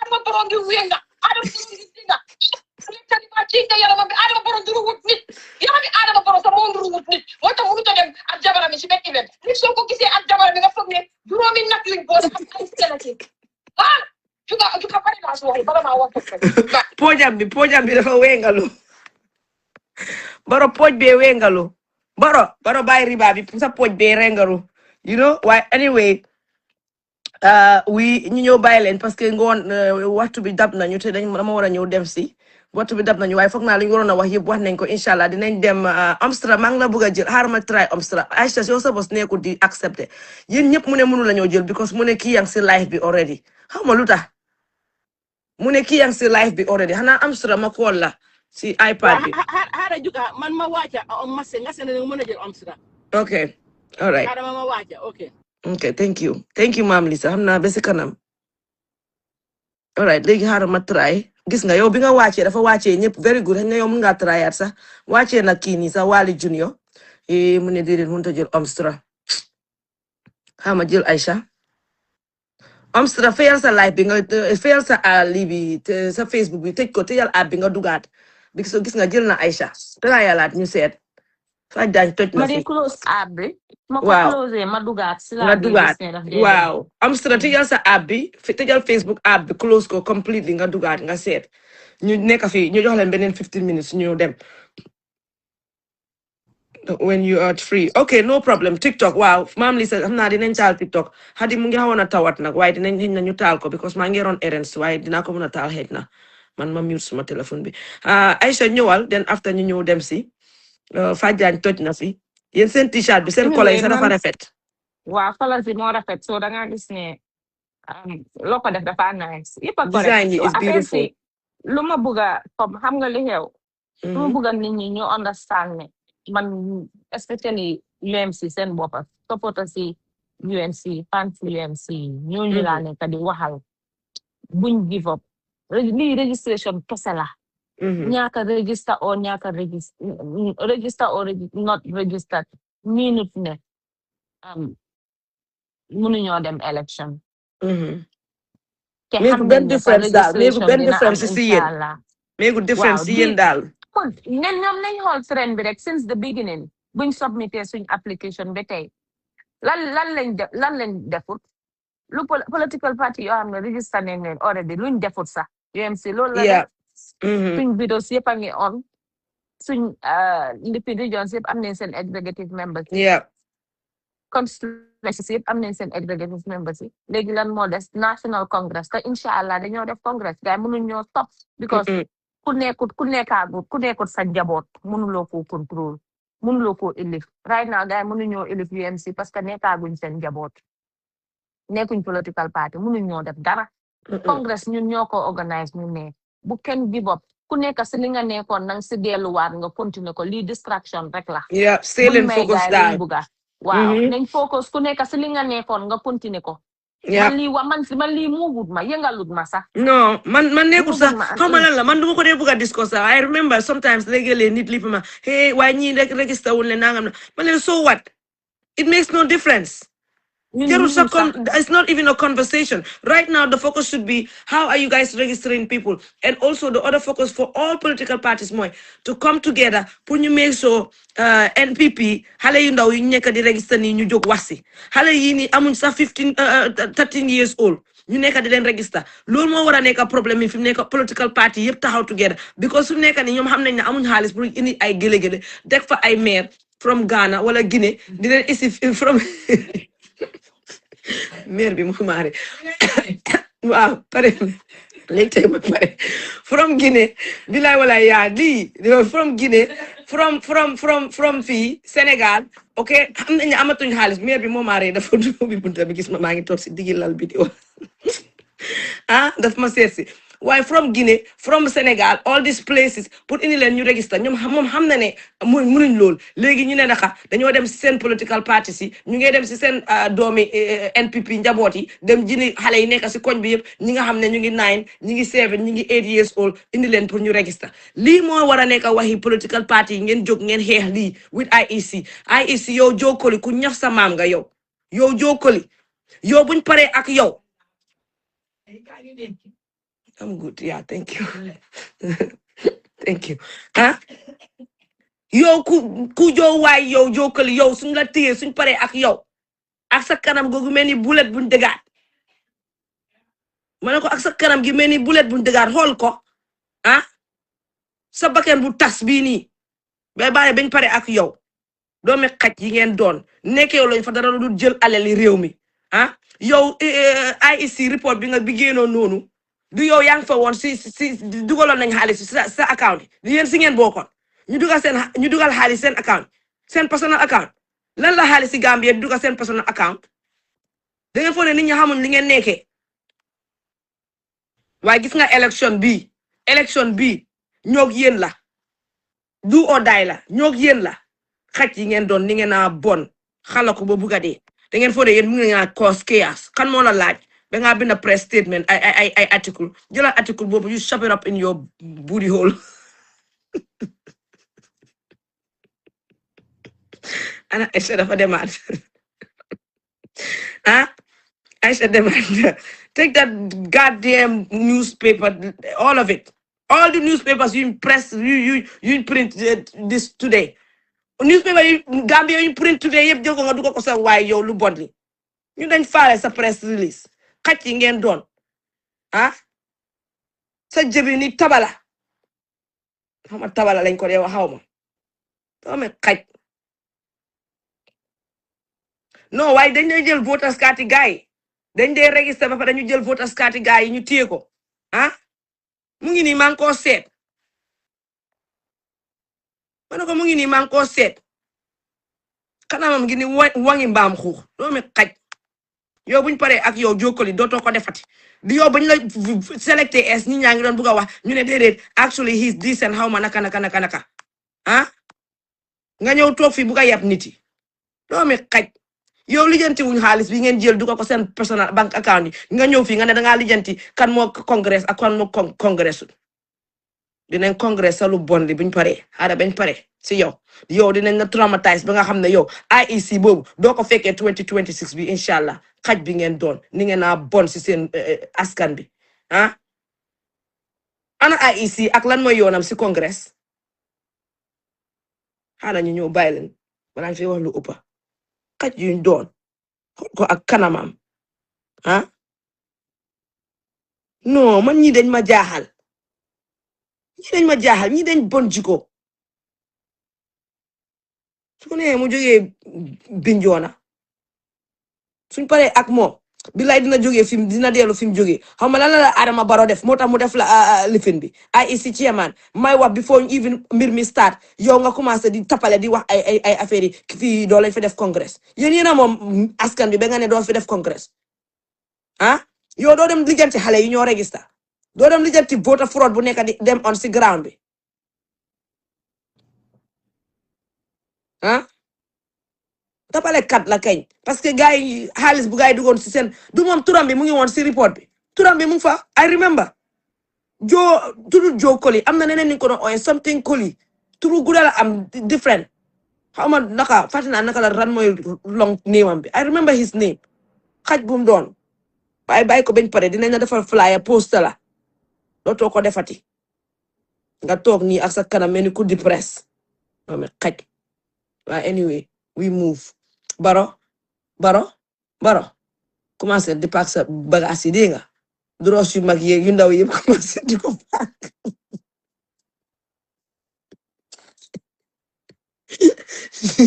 ñi dama leen jéppi right now xaaral ma jéem fi balaa ma fee wax lu ëppa ngeen jéegal ñu si wax ci ñi dañ yabaate dañ bon anyway ñun ñu ngi ñëw dem si Aïssa neeku di la jëlaat Aïssa ñu ngi dem de Aïssa maa ngi laa jëlaat one more time ñu seet ñu ngi dem si Aïssa dama sangu ji dafa am fu ma war a dem si nii Aïssa dugaat na ni duga fa génn rek bilaay waaye léegi daanal la ñu ñëw dem si waaye daal jokkoli moom suñu moytu rek mooy li ma doon wax rek bu kenn discourage nañ focus ku nekk si li nga nekkoon nga continuer si loolu te ñu bàyyi ñoom liñ bugga buñ ko am mooy distraction bu gaay nekk def noonu nañ ko ignore ñu focus si luñ nekk mooy congress bi right now si loolu leen nekk te incha allah congress dafa am kenn mënut ñoo stop kenn mënut ñoo teree def congress bu soobee yàlla waaw on the 16 ñi jënd seen achat bi nañ dem jënd seen achat bi ñu jënd ba pare nañ dem yóbbu ñu dem ñawal leen bu soobee yàlla kenn discourage yëpp dina baax incha allah thank you Aïcha thank you it's very sad xale yi nekk di register nii lii mooy wax bi xale yu ndaw ñu ne naa register xale yu ndaw ñii kan moo la wane wane dañ am 15 years old ñii 15 sax amuñ ko 13 sax amuñ ko xale yu tuuti dinañ mereng lii moo war a nekk the topic of the conversation jokkoli mu ne daf ñoo defaral headline yow doo jël li nga headline ko solu bon li nga ñoo headline al nonsense gatsa ñoo yéen la dara du yomba gatsa nit ñi duñ nekk di wax ba xooteeku 5 years jóg di xeexal Gambia ngeen toog ngeen ne yéen because jox nañ leen ay 10,000 ay 50,000 si seen biir bank account yu xaj yooyu ngeen ne yéen di ngeen ñëw di ngeen baamal askan bi ku ñu bugg a mbaamal ñu mbaamal sa maam doomi xaj yi ngeen doon thank you guys ba suba inshallah ba si kanam xam naa dinañ dem Barrow Mosque si kanam on TikTok yéen mi nga xam ne xamu leen loolu Barrow Mosque dañ fa dee dem Friday Wednesday lañ dee dem Barrow Mosque si TikTok bi okay all right thank you guys kuma si tasel do vote xale yi bi lay wal kitaab yi man na ma jaaxle anyways guys good day have a good day dinañ leen gis si TikTok bi Amstra si TikTok bi okay bye ñi dañ bon xala ko ba bugga dee